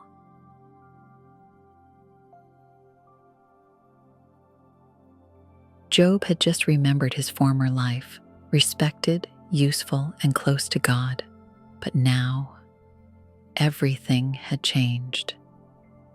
And so he began again with two words that carried all the weight of grief. He said, But now they mock me, men younger than I, whose fathers I would have disdained to put with the dogs of my flock.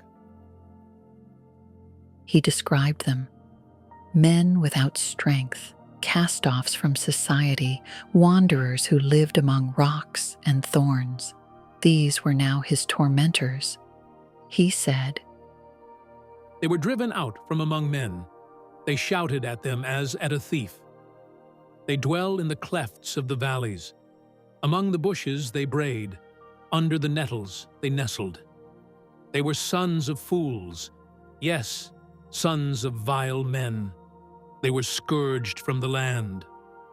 And now I am their taunting song. Yes, I am their byword. Those who had once been beneath him now spat at him, mocked him, avoided him like a curse. He said, They abhor me. They keep far from me.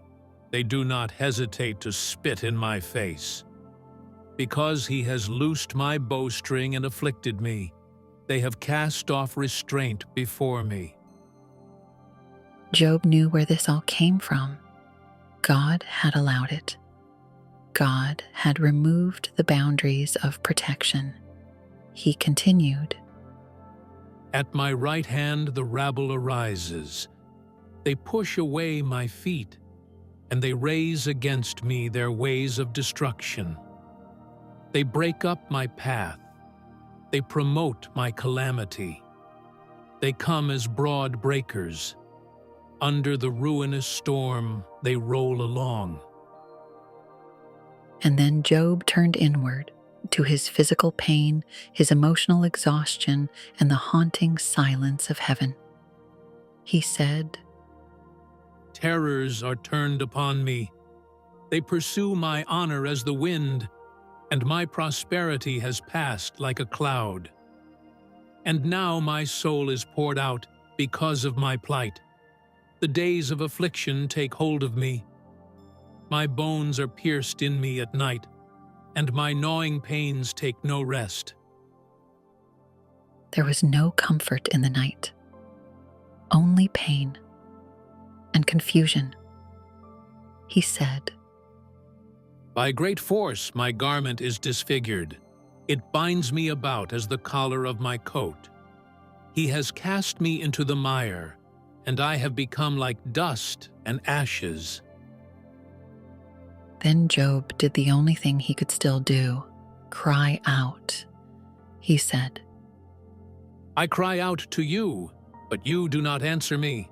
I stand up, and you regard me. But you have become cruel to me. With the strength of your hand you oppose me. You lift me up to the wind and cause me to ride on it. You spoil my success. For I know that you will bring me to death, and to the house appointed for all living. Yet even in this storm of suffering, Job still appealed to justice, to the fairness he once believed in. He asked, Surely he would not stretch out his hand against a heap of ruins if they cry out when he destroys it. Have I not wept for him who was in trouble? Has not my soul grieved for the poor?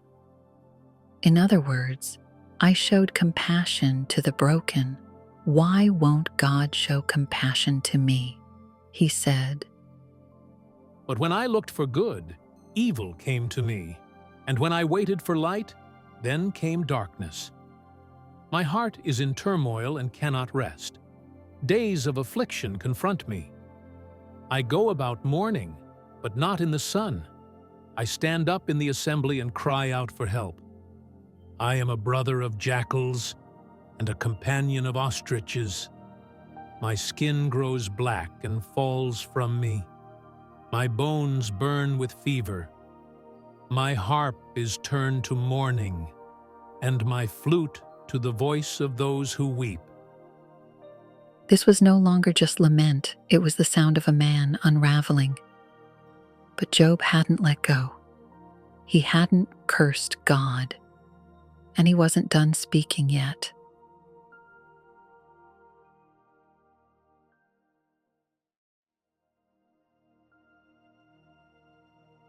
Chapter 31. Let God weigh me on honest scales.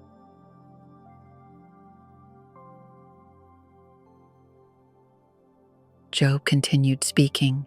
His friends had accused him. His reputation had been shattered. But now, with trembling lips and unwavering resolve, Job took an oath before God. Not a defense of pride, a defense of conscience. He said, I have made a covenant with my eyes. Why then should I look upon a young woman? For what is the allotment of God from above, and the inheritance of the Almighty from on high? Is it not destruction for the wicked, and disaster for the workers of iniquity? Does he not see my ways and count all my steps? Job began to list the temptations he had resisted. One by one, he said, If I have walked with falsehood, or if my foot has hastened to deceit, let me be weighed on honest scales, that God may know my integrity. If my step has turned from the way, or my heart walked after my eyes, then let me sow, and another eat. Yes, let my harvest be rooted out. He spoke of lust, greed, adultery, injustice, and in each case, he laid his life bare before the Almighty. He said, If my heart has been enticed by a woman, or if I have lurked at my neighbor's door, then let my wife grind for another, and let others bow down over her. For that would be wickedness, and it would be iniquity deserving of judgment. he moved from personal morality to social justice. He said, If I have despised the cause of my male or female servant when they complained against me, what then shall I do when God rises up? When he punishes, how shall I answer him? Did not he who made me in the womb make them? Did not the same one fashion us in the womb? he spoke of generosity. If I have kept the poor from their desire, or caused the eyes of the widow to fail, if I have eaten my morsel by myself, so that the fatherless could not eat of it, if I have seen anyone perish for lack of clothing, or any poor man without covering, then let my arm fall from my shoulder. He spoke of wealth. If I have made gold my hope, or said to fine gold, you are my confidence, this also would be an iniquity deserving of judgment, for I would have denied God who is above. He swore he had never rejoiced in another's downfall. If I have rejoiced at the destruction of him who hated me, or lifted myself up when evil found him, indeed, I have not allowed my mouth to sin. Then he turned toward his community. If the men of my tent have not said, who is there that has not been satisfied with his meat? If I have covered my transgressions as Adam, then let me be terrified of God. And finally, with all his strength spent, his soul laid bare, Job cried for a hearing. He said, Oh, that I had one to hear me. Here is my mark. Oh, that the Almighty would answer me, that my prosecutor had written a book.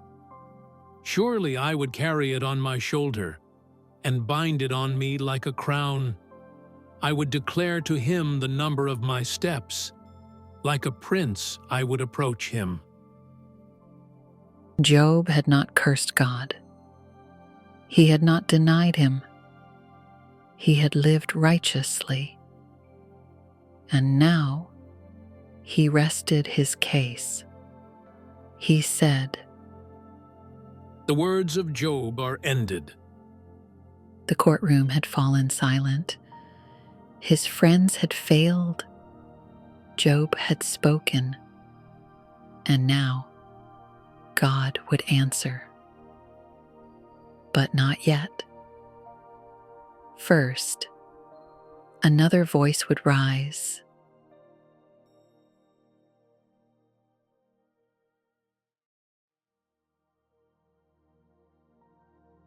Chapter 32. Elihu speaks, I also will answer my part.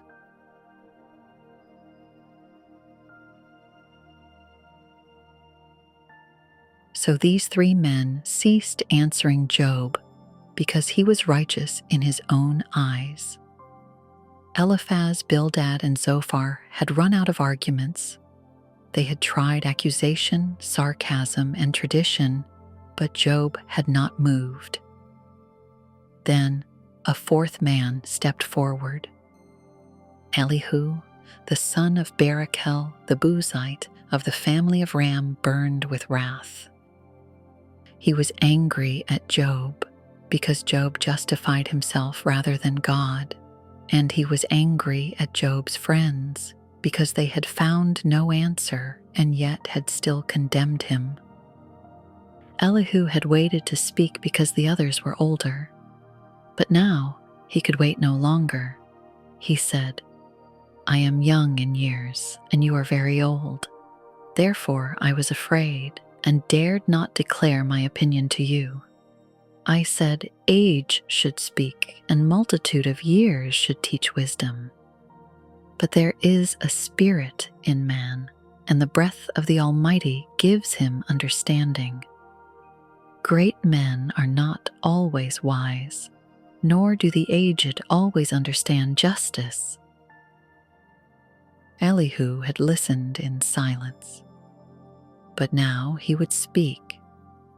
He said, "Therefore I say, listen to me. I also will declare my opinion. Indeed, I waited for your words. I listened to your reasonings, but surely not one of you convinced Job or answered his words." And so Elihu rejected their speeches. He would not repeat them. He would not flatter them. He burned with a fire that had waited too long. He said, "I also will answer my part. I too will declare my opinion. For I am full of words. The spirit within me compels me. Indeed, my belly is like wine that has no vent. It is ready to burst like new wineskins. I will speak that I may find relief. I will open my lips and answer." Then he gave a warning. "Let me not, I pray, show partiality to anyone, nor let me flatter any man. For I do not know how to flatter, else my Maker would soon take me away." Elihu had not spoken until now, but from this moment on, he would speak for 4 full chapters. He would challenge Job. He would challenge the friends. And he would prepare the stage for the voice that was coming next. Not man, not Elihu, but God.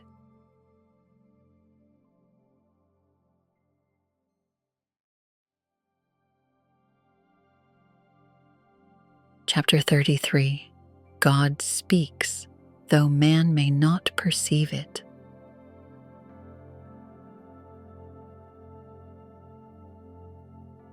Elihu continued. He now turned to Job directly, but not with accusation. He spoke with sincerity and conviction. He believed Job had spoken rashly, but unlike the others, he wanted to understand him. He said, "But please, Job, hear my speech and listen to all my words.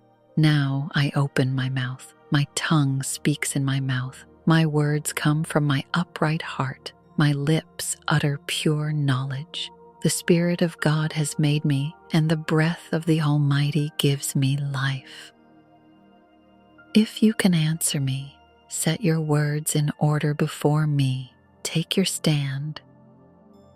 Elihu wanted a real conversation, not a condemnation. He said, "Truly I am as your spokesman before God. I also have been formed out of clay. Surely no fear of me will terrify you, nor will my hand be heavy on you." Then Elihu began to quote Job's complaints, words Job had spoken in his despair. He said, "Surely you have spoken in my hearing, and I have heard the sound of your words, saying, I am pure without transgression. I am innocent, and there is no iniquity in me. Yet he finds occasions against me. He counts me as his enemy. He puts my feet in the stocks." Elihu believed Job had misunderstood something crucial. God doesn't only speak in blessing. He often speaks through suffering. He said, "Look, in this you are not righteous. I will answer you, for God is greater than man. Why do you contend with him?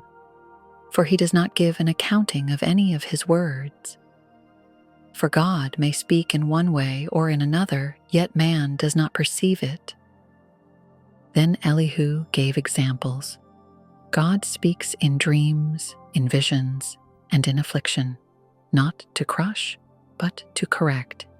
He said, "In a dream, in a vision of the night, when deep sleep falls upon men, then he opens the ears of men and seals their instruction, in order to turn man from his deed and conceal pride from man. He keeps back his soul from the pit and his life from perishing by the sword." And sometimes God speaks through pain itself. Elihu said, "Man is also chastened with pain on his bed and with strong pain in many of his bones. His flesh wastes away, his soul draws near the pit. But even in that suffering, there is mercy." He said, "If there is a messenger for him, a mediator, one among 1,000, to show man his uprightness, then he is gracious to him and says, 'Deliver him from going down to the pit. I have found a ransom. His flesh shall be young like a child's. He shall return to the days of his youth. He shall pray to God, and he will delight in him. He looks at men and says, I have sinned and perverted what was right, and it did not profit me." Elihu's message was clear. God speaks to save, not to destroy. Even pain can be a voice when it draws the heart back to God. He said, "Behold, God works all these things, twice in fact, 3 times with a man, to bring back his soul from the pit, that he may be enlightened with the light of life." And then Elihu turned to Job again. "Give ear, Job, listen to me. Hold your peace, and I will speak. If you have anything to say, answer me. Speak, for I desire to justify you. If not, listen to me. Hold your peace, and I will teach you wisdom." This was not empty theology. It was a plea, don't waste your suffering. God may be speaking through it. And though Elihu's tone would soon intensify for now, he pointed not to guilt, but to grace.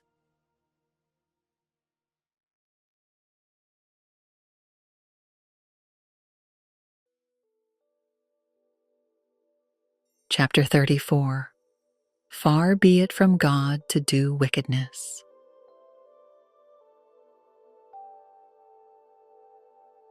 Elihu continued speaking. He had just told Job, God may be speaking through suffering.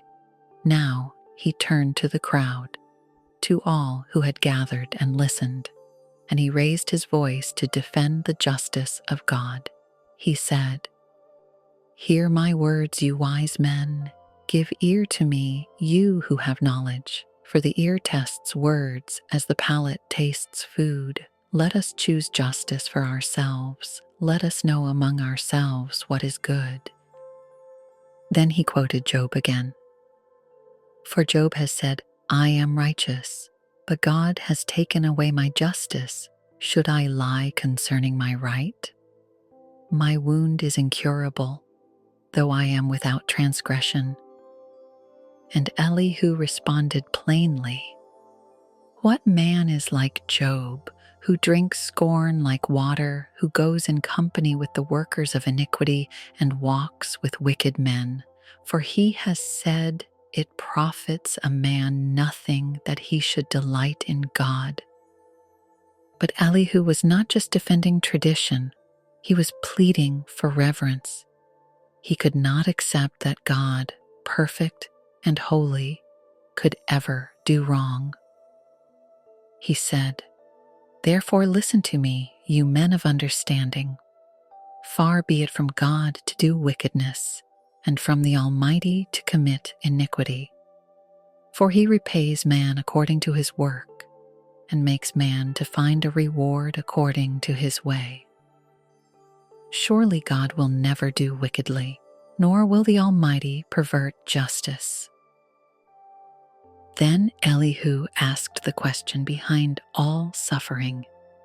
Who gave him charge over the earth, or who appointed him over the whole world? If God is creator, then his rule is not accountable to man, but sovereign over man. Elihu continued, if he should set his heart on it, if he should gather to himself his spirit and his breath, all flesh would perish together, and man would return to dust. In other words, God holds all things together. He is not unjust. He is not reckless. He is patient and far beyond us. Then Elihu said, if you have understanding, hear this. Listen to the sound of my words. Should one who hates justice govern, will you condemn him who is most just? Is it fitting to say to a king, you are worthless, and to nobles, you are wicked? Yet he is not partial to princes, nor does he regard the rich more than the poor, for they are all the work of his hands. To Elihu, God's justice was real, even if it was slow, even if it was hidden. And though Job felt wronged, Elihu believed God had a purpose even in silence. He said, for his eyes are on the ways of man, and he sees all his steps. There is no darkness nor shadow of death, where the workers of iniquity may hide themselves. For he need not further consider a man, that he should go before God in judgment. Then he warned, he breaks in pieces mighty men without inquiry, and sets others in their place. He strikes them as wicked men in the open sight of others, because they turned back from him and would not consider any of his ways. To Elihu, God's judgment may come quietly, but it always comes rightly. He said, when he gives quietness, who then can make trouble? And when he hides his face, who then can see him? Elihu wasn't perfect, but he was trying to lift the argument higher, away from Job's innocence and toward God's glory. He said, for has anyone said to God, I have borne chastening, I will offend no more. Teach me what I do not see. If I have done iniquity, I will do no more. He closed with a challenge to all who were listening. Should he repay it according to your terms, just because you disavow it? You must choose, and not I, therefore speak what you know. Men of understanding say to me, wise men who listen to me. Job speaks without knowledge, his words are without wisdom. Oh, that Job were tried to the utmost, because his answers are like those of wicked men. Elihu was not interested in flattery. He wasn't trying to win favor. He believed Job had spoken carelessly, but he also believed God was far more just than any of them had imagined. And still, he wasn't done.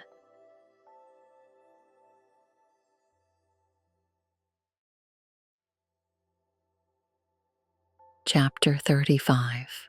Do you think it is right? Elihu had just defended the justice of God. Now he returned to Job's words, to the pain-filled claim that living righteously had brought no reward. Elihu did not scold. He asked, do you think this is right? Do you say, my righteousness is more than God's? For you say, what advantage will it be to you? What profit shall I have, more than if I had sinned? This was the core of Job's lament. If the wicked prosper and the righteous suffer, then what's the point of trying to do good? But Elihu pressed him to reconsider. He said, "I will answer you and your companions with you. Look to the heavens and see, and behold the clouds. They are higher than you." Elihu lifted Job's eyes upward. If man sins, does it change God? If man is righteous, does it improve him? He said, "If you sin, what do you accomplish against him? Or if your transgressions are multiplied, what do you do to him? If you are righteous, what do you give him? Or what does he receive from your hand? Your wickedness affects a man such as you, and your righteousness a son of man." Elihu reminded Job, God is not dependent on us, but that doesn't mean he doesn't care. He said, "Because of the multitude of oppressions they cry out. They cry out for help because of the arm of the mighty. But no one says, 'Where is God my Maker, who gives songs in the night, who teaches us more than the beasts of the earth and makes us wiser than the birds of heaven?'" People cry out in pain, but not always in faith. They want relief, not relationship. He said, "There they cry out, but he does not answer because of the pride of evil men. Surely God will not listen to empty talk, nor will the Almighty regard it." Then Elihu gently turned back to Job. He wasn't saying Job was evil, but he warned that even the righteous can fall into pride when they believe God owes them an answer. He said, "Although you say you do not see him, yet justice is before him, and you must wait for him. And now, because he has not punished in his anger, nor taken much notice of folly, therefore Job opens his mouth in vain. He multiplies words without knowledge." Elihu believed Job had spoken beyond what he knew, but not out of wickedness, out of pain, out of exhaustion, and now he prepared to speak once more, but soon God himself would speak, and everything would change.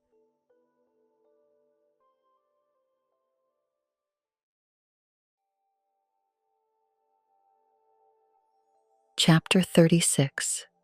Behold, God is mighty, and he does not despise. Elihu had challenged Job's assumptions.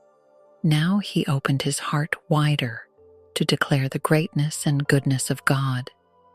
He wasn't just speaking to Job anymore, he was testifying. He said, "Bear with me a little, and I will show you that there are yet words to speak on God's behalf. I will fetch my knowledge from afar. I will ascribe righteousness to my Maker. For truly my words are not false. One who is perfect in knowledge is with you." Then Elihu said something beautiful, something Job had almost given up believing. "Behold, God is mighty, but despises no one. He is mighty in strength of understanding." In other words, God is powerful and compassionate, not distant, not cruel. Elihu continued, "He does not preserve the life of the wicked, but gives justice to the oppressed. He does not withdraw his eyes from the righteous, but they are on the throne with kings, for he has seated them forever, and they are exalted. But what happens when the righteous suffer?" To Elihu, that didn't mean abandonment, it meant refinement. He said, "And if they are bound in fetters, held in the cords of affliction, then he tells them their work and their transgressions, that they have acted defiantly. He also opens their ear to instruction and commands that they turn from iniquity." Suffering to Elihu could be discipline, a call back to wisdom, not always punishment, but a chance to listen. He said, If they obey and serve him, they shall spend their days in prosperity and their years in pleasures. But if they do not obey, they shall perish by the sword, and they shall die without knowledge. Then Elihu warned again against speaking rashly in pain. But the hypocrites in heart store up wrath. They die in youth, and their life ends among the perverted persons. Then he spoke to Job with tenderness. He delivers the poor in their affliction and opens their ears in oppression. Indeed, he would have brought you out of dire distress into a broad place where there is no restraint. But you are filled with the judgment due the wicked. Judgment and justice take hold of you. Elihu wasn't condemning Job. He was saying, you were on the edge of breakthrough, but bitterness is clouding your judgment. He said, because there is wrath, beware lest he take you away with one blow. Will your riches or all the mighty forces keep you from distress? Then Elihu lifted his eyes to the skies, a poetic turn that would prepare for what was coming next. He said, behold, God is exalted by his power, who teaches like him. Who has assigned him his way, or who has said, you have done wrong? Remember to magnify his work of which men have sung. Everyone has seen it. Man looks on it from afar. And finally, Elihu lifted his voice in awe.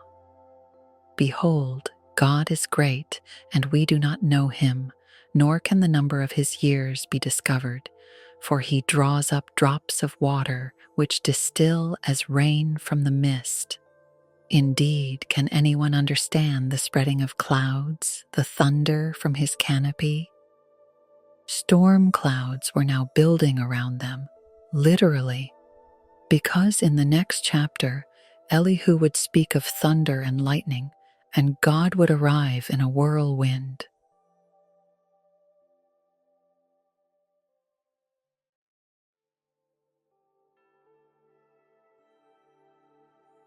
Chapter 37. God thunders marvelously with his voice. Elihu had spoken of justice. He had spoken of wisdom, but now he spoke of power. And as the storm clouds gathered, his voice grew quiet and full of awe. He said, at this also my heart trembles and leaps from its place. Hear attentively the thunder of his voice and the rumbling that comes from his mouth. He sends it forth under the whole heaven, his lightning to the ends of the earth. After it, a voice roars. He thunders with his majestic voice. Elihu saw the approaching storm not as chaos, but as communication. He said, God thunders marvelously with his voice. He does great things which we cannot comprehend. For he says to the snow, fall on the earth, likewise to the gentle rain and the heavy rain of his strength. He seals the hand of every man, that all men may know his work. In storms, in seasons, in stillness, God speaks, but not always in words. Elihu continued, the beasts go into dens and remain in their lairs. From the chamber of the south comes the whirlwind, and cold from the scattering winds of the north. By the breath of God ice is given, and the broad waters are frozen. He loads the clouds with moisture. They swirl about, being turned by his guidance, that they may do whatever he commands them on the face of the whole earth. Nothing in creation escapes his will. Every cloud, every bolt of lightning, every drop of rain answers his voice. Elihu asked, do you know when God dispatches them and causes the light of his cloud to shine? Do you know how the clouds are balanced, those wondrous works of Him who is perfect in knowledge? Job had asked for answers. Elihu now asked if he could even grasp the questions. He said, "Why are your garments hot when He quiets the earth by the south wind? With Him have you spread out the skies, strong as a cast metal mirror?" And then Elihu stepped aside in spirit. He knew the limit of man, and he knew God was coming. He said, "Teach us what we should say to Him, for we can prepare nothing because of the darkness. Should he be told that I wish to speak? If a man were to speak, surely he would be swallowed up." Then he pointed to the brightness behind the storm. Even now men cannot look at the light when it is bright in the skies. He comes from the north as golden splendor. With God is awesome majesty. And Elihu ended with this: "As for the Almighty, we cannot find Him. He is excellent in power. In judgment and abundant justice He does not oppress. Therefore men fear Him. He shows no partiality to any who are wise of heart." With that, Elihu fell silent. The storm was now overhead, the whirlwind was forming, and the next voice to speak would not be a man's. It would be the voice of the Lord.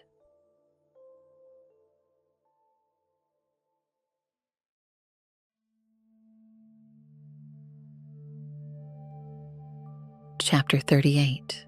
Where were you when I laid the foundations of the earth? Then the Lord answered Job out of the whirlwind. The silence was broken, but there was no apology and no explanation. There was majesty, there was power, and there was a storm behind the voice.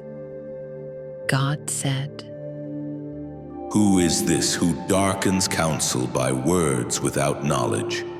Now prepare yourself like a man. I will question you, and you shall answer me. Where were you when I laid the foundations of the earth? Tell me if you have understanding. Who determined its measurements? Surely you know. Or who stretched the line upon it? To what were its foundations fastened? Or who laid its cornerstone when the morning stars sang together and all the sons of God shouted for joy?" God wasn't angry, He was majestic. He was revealing Himself as more than a judge, as creator.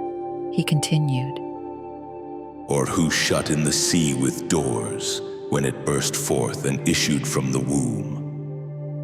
When I made the clouds its garment and thick darkness its swaddling band?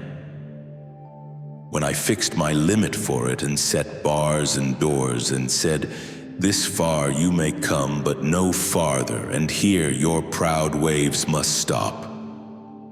Then the Lord turned to the dawn. Have you commanded the morning since your days began, and caused the dawn to know its place, that it might take hold of the ends of the earth, and the wicked be shaken out of it? He asked about the depths of the ocean, the gates of death, the dwelling of light and darkness. God said, Have you entered the springs of the sea, or have you walked in search of the depths?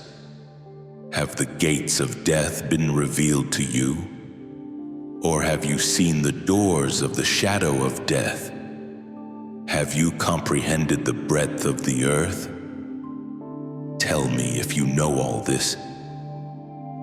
And then, with irony and authority, God continued.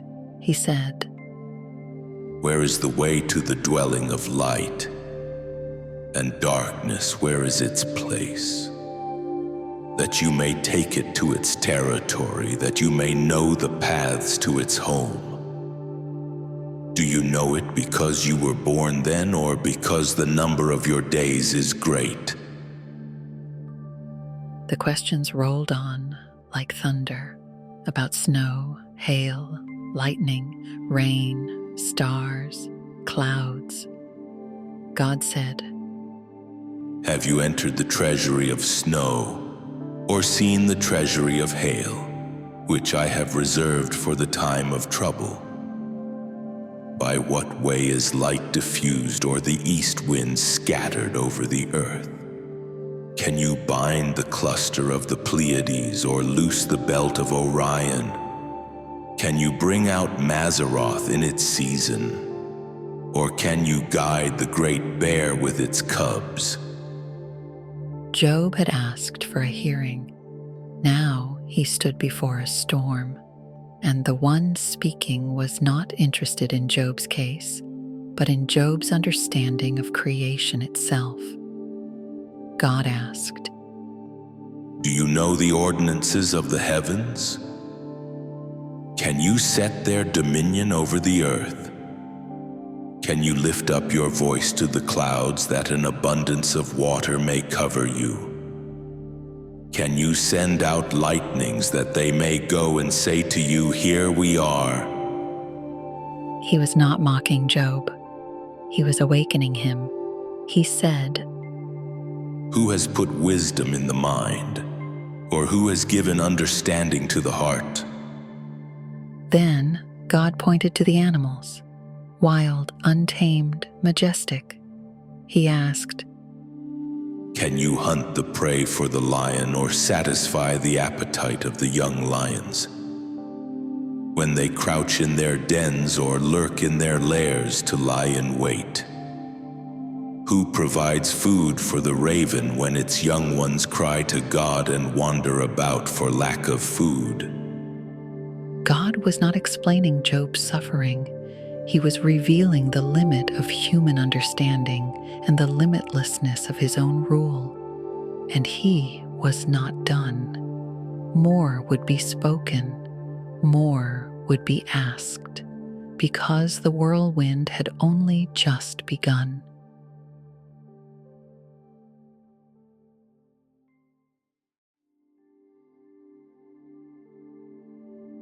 Chapter 39. Do you know? The Lord continued speaking to Job out of the whirlwind. He had shown Job the boundaries of the sea, the treasures of snow, the stars and their paths. Now, he pointed to the animals, wild, untamed, unruled by man, but guided by God alone. God asked, Do you know the time when the wild mountain goats bear young? Or can you mark when the deer gives birth? Can you number the months that they fulfill? Or do you know the time when they bring forth? They bow down, they bring forth their young, they deliver their offspring. Their young ones are healthy. They grow strong with grain. They depart and do not return to them.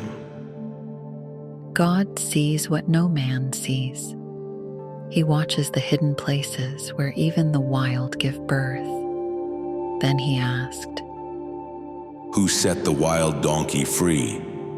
Who loosed the bonds of the onager? Whose home I have made the wilderness, and the barren land his dwelling? He scorns the tumult of the city. He does not heed the shouts of the driver.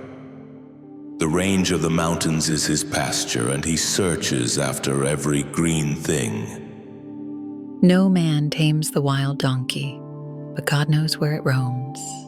Then came another. Will the wild ox be willing to serve you? Will he bed by your manger?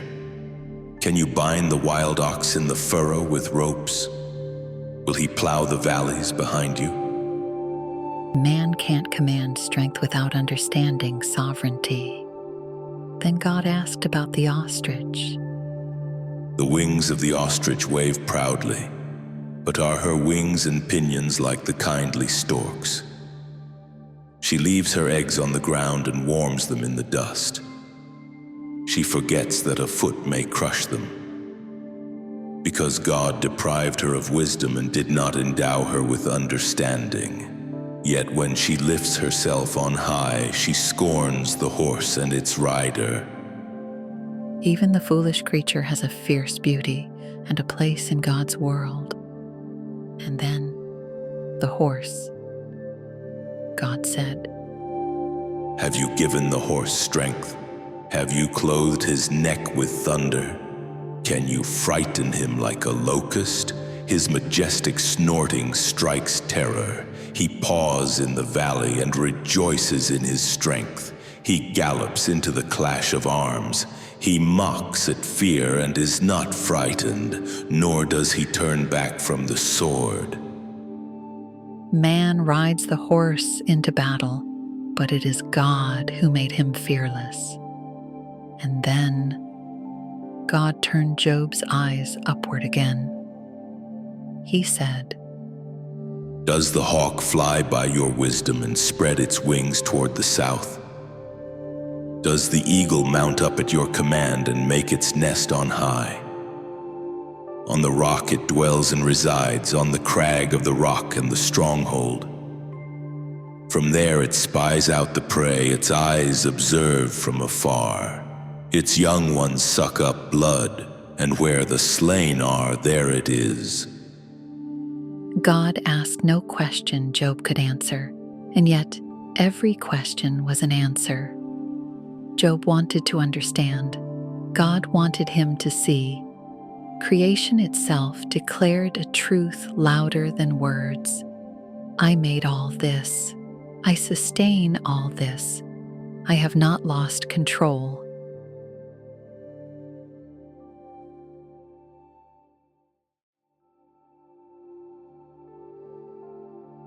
Chapter 40. Shall the one who contends with the Almighty correct him? The whirlwind paused, but God's voice remained. It was no longer only questioning, it was confrontation. God said, Shall the one who contends with the Almighty correct him? He who rebukes God, let him answer it. Then Job answered the Lord, but his words were few. He said, Behold, I am vile. What shall I answer you? I lay my hand over my mouth. Once I have spoken, but I will not answer. Yes, twice, but I will proceed no further.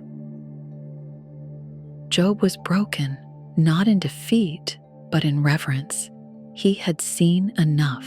He knew his place, but the Lord wasn't done. God was not looking for silence. He was leading Job towards something deeper, understanding. So the whirlwind thundered again. The Lord answered Job out of the whirlwind and said, Now prepare yourself like a man. I will question you and you shall answer me. And then came the challenge. Would you indeed annul my judgment?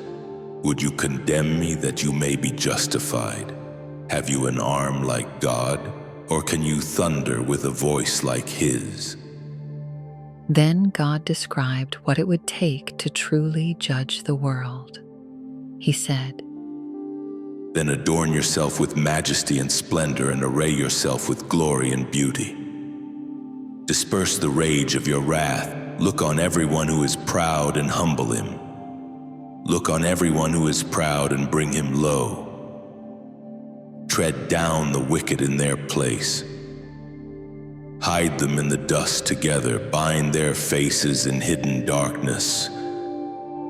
Then I will also confess to you that your own right hand can save you. In other words, if you think you can do my job, do it. But if you cannot, trust me. Then God unveiled a creature of immense power, a living symbol of what Job could never tame. Behemoth, God said. Look now at the behemoth which I made along with you. He eats grass like an ox. See now, his strength is in his hips and his power is in his stomach muscles. He moves his tail like a cedar. The sinews of his thighs are tightly knit. His bones are like beams of bronze, his ribs like bars of iron. He is the first of the ways of God. Only he who made him can bring near his sword. God described the untouchable majesty of a creature under his command, not man's.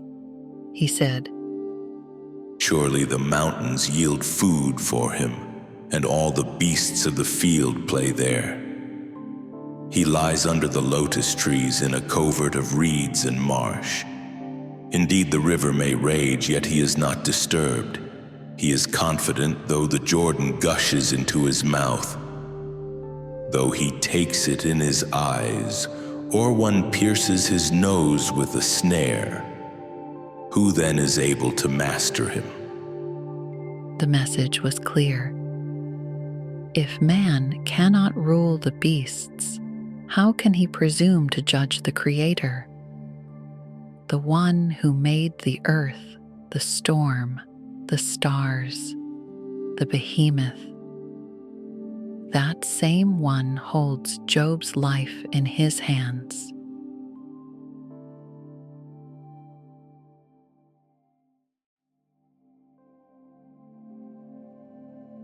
Chapter 41. Can you draw out Leviathan? The Lord continued speaking to Job out of the whirlwind.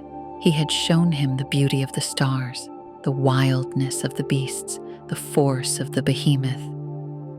Now, he turned to Leviathan, a creature of the deep, terrifying, uncontrollable, known only to God. God said, Can you draw out Leviathan with a hook, or snare his tongue with a line which you lower? Can you put a reed through his nose or pierce his jaw with a hook? Will he make many supplications to you? Will he speak softly to you? Will he make a covenant with you? Will you take him as a servant forever? The questions cut deep. Job had asked to question God. Now God asked, Can you tame what I've made? He said, Will you play with him as with a bird? Or will you leash him for your maidens? Will your companions make a banquet of him? Will they apportion him among the merchants? Can you fill his skin with harpoons or his head with fishing spears? Then came the warning. Lay your hand on him. Remember the battle, never do it again. Indeed, any hope of overcoming him is false. Shall one not be overwhelmed at the sight of him? And then God said what he had been leading to all along. No one is so fierce that he would dare stir Leviathan. Who then is able to stand against me? Who has preceded me that I should pay him? Everything under heaven is mine. Leviathan was terrifying, but even he was just a servant in God's vast domain. God ruled even over chaos. And then God described this creature in detail. He said, I will not conceal his limbs, his mighty power, or his graceful proportions. Who can remove his outer coat? Who can approach him with a double bridle? Who can open the doors of his face with his terrible teeth all around? Leviathan was a fortress of flesh. God said, His rows of scales are his pride. Shut up tightly as with a seal. One is so near another that no air can come between them. They are joined one to another, they stick together and cannot be parted. And then came fire. not metaphor, but terror. God said, His sneezings flash forth light, and his eyes are like the eyelids of the morning. Out of his mouth go burning lights, sparks of fire shoot out. Smoke goes out of his nostrils as from a boiling pot and burning rushes. His breath kindles coals and a flame goes out of his mouth. Who could stand before that? No man, only God. God said, Strength dwells in his neck and sorrow dances before him. The folds of his flesh are joined together. They are firm on him and cannot be moved. His heart is as hard as stone, even as hard as the lower millstone. Then God described what happens when men try to fight. When he raises himself up, the mighty are afraid. Because of his crashings, they are beside themselves. Though the sword reaches him, it cannot avail, nor spear, dart, or javelin. He regards iron as straw, and bronze as rotten wood. Leviathan could not be defeated, but it could be created by God. God said, Arrows cannot make him flee. Slingshots are like stubble to him. Clubs are regarded as straw. He laughs at the threat of javelins. And still, the description continued until it was clear this is not just a monster, this is a mirror to remind man how very small he is. God finished. On earth there is nothing like him which is made without fear.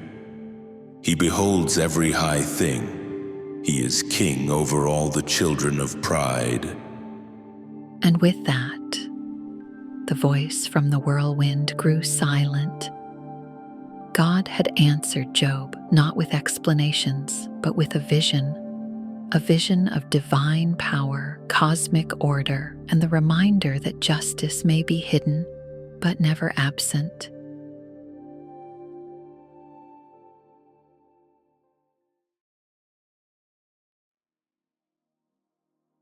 Chapter 42. Now my eye sees you. Then Job answered the Lord. He had heard the storm. He had stood in the whirlwind. And now he spoke, not to argue, not to demand, but to submit and to worship. Job said, I know that you can do everything, and that no purpose of yours can be withheld from you. You asked, Who is this who hides counsel without knowledge? Therefore, I have uttered what I did not understand, things too wonderful for me, which I did not know. Job was not guilty of rebellion, he was guilty of limited sight. And now he saw differently. He said, Listen, please, and let me speak. You said, I will question you, and you shall answer me. I have heard of you by the hearing of the ear, but now my eye sees you. Therefore I abhor myself, and repent in dust and ashes. This was not shame. This was surrender, worship, reverence. Job had wanted to see justice. Instead, he saw God, and that was enough. And so it was, after the Lord had spoken these words to Job, that the Lord said to Eliphaz the Temanite, My wrath is aroused against you and your two friends, for you have not spoken of me what is right as my servant Job has. They had accused Job. They had spoken in God's name, but they were wrong about Job and about God. God said, Now therefore take for yourselves 7 bulls and 7 rams. Go to my servant Job and offer up for yourselves a burnt offering, and my servant Job shall pray for you. For I will accept him, lest I deal with you according to your folly, because you have not spoken of me what is right, as my servant Job has. So Eliphaz, Bildad, and Zophar did as the Lord commanded them, and the Lord accepted Job's prayer. And the Lord restored Job's losses when he prayed for his friends. Indeed, the Lord gave Job twice as much as he had before. Then all his brothers, all his sisters, and all those who had been his acquaintances before came to him and ate food with him in his house. They consoled him and comforted him for all the adversity that the Lord had brought upon him. Each one gave him a piece of silver and a ring of gold.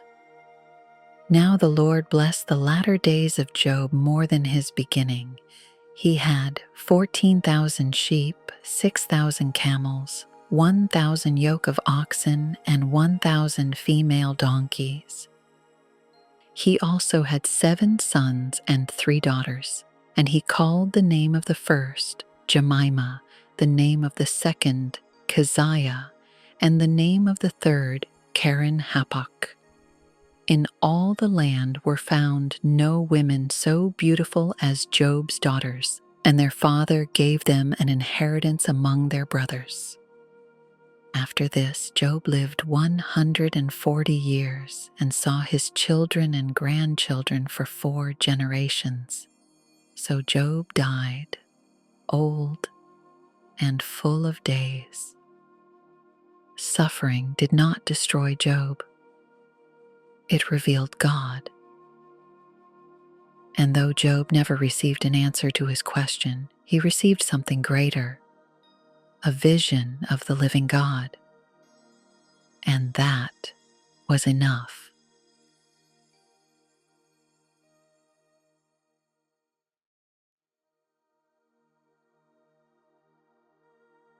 The epilogue, What Job Teaches Us About Suffering. Job never got the answer he was looking for. He never learned about the conversation in heaven. He never saw the bet between God and the accuser. He never understood why everything was taken from him. And yet, he saw God. That was enough. We often ask, why do the righteous suffer? Why do prayers go unanswered? Why do the wicked prosper while the faithful bleed? The book of Job does not answer these questions, at least not in the way we want. What it gives us instead is wisdom, not a formula, not a fix, but something deeper. That pain is not always punishment. That faith doesn't require understanding. That worship can rise even from the ashes. And that God is far greater than our theology, and yet still near.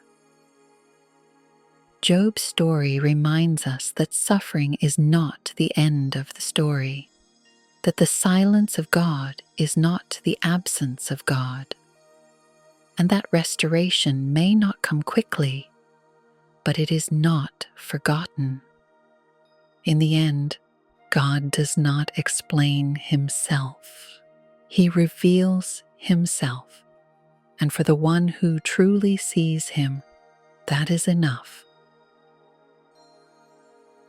The Lord gave, and the Lord has taken away. Blessed be the name of the Lord.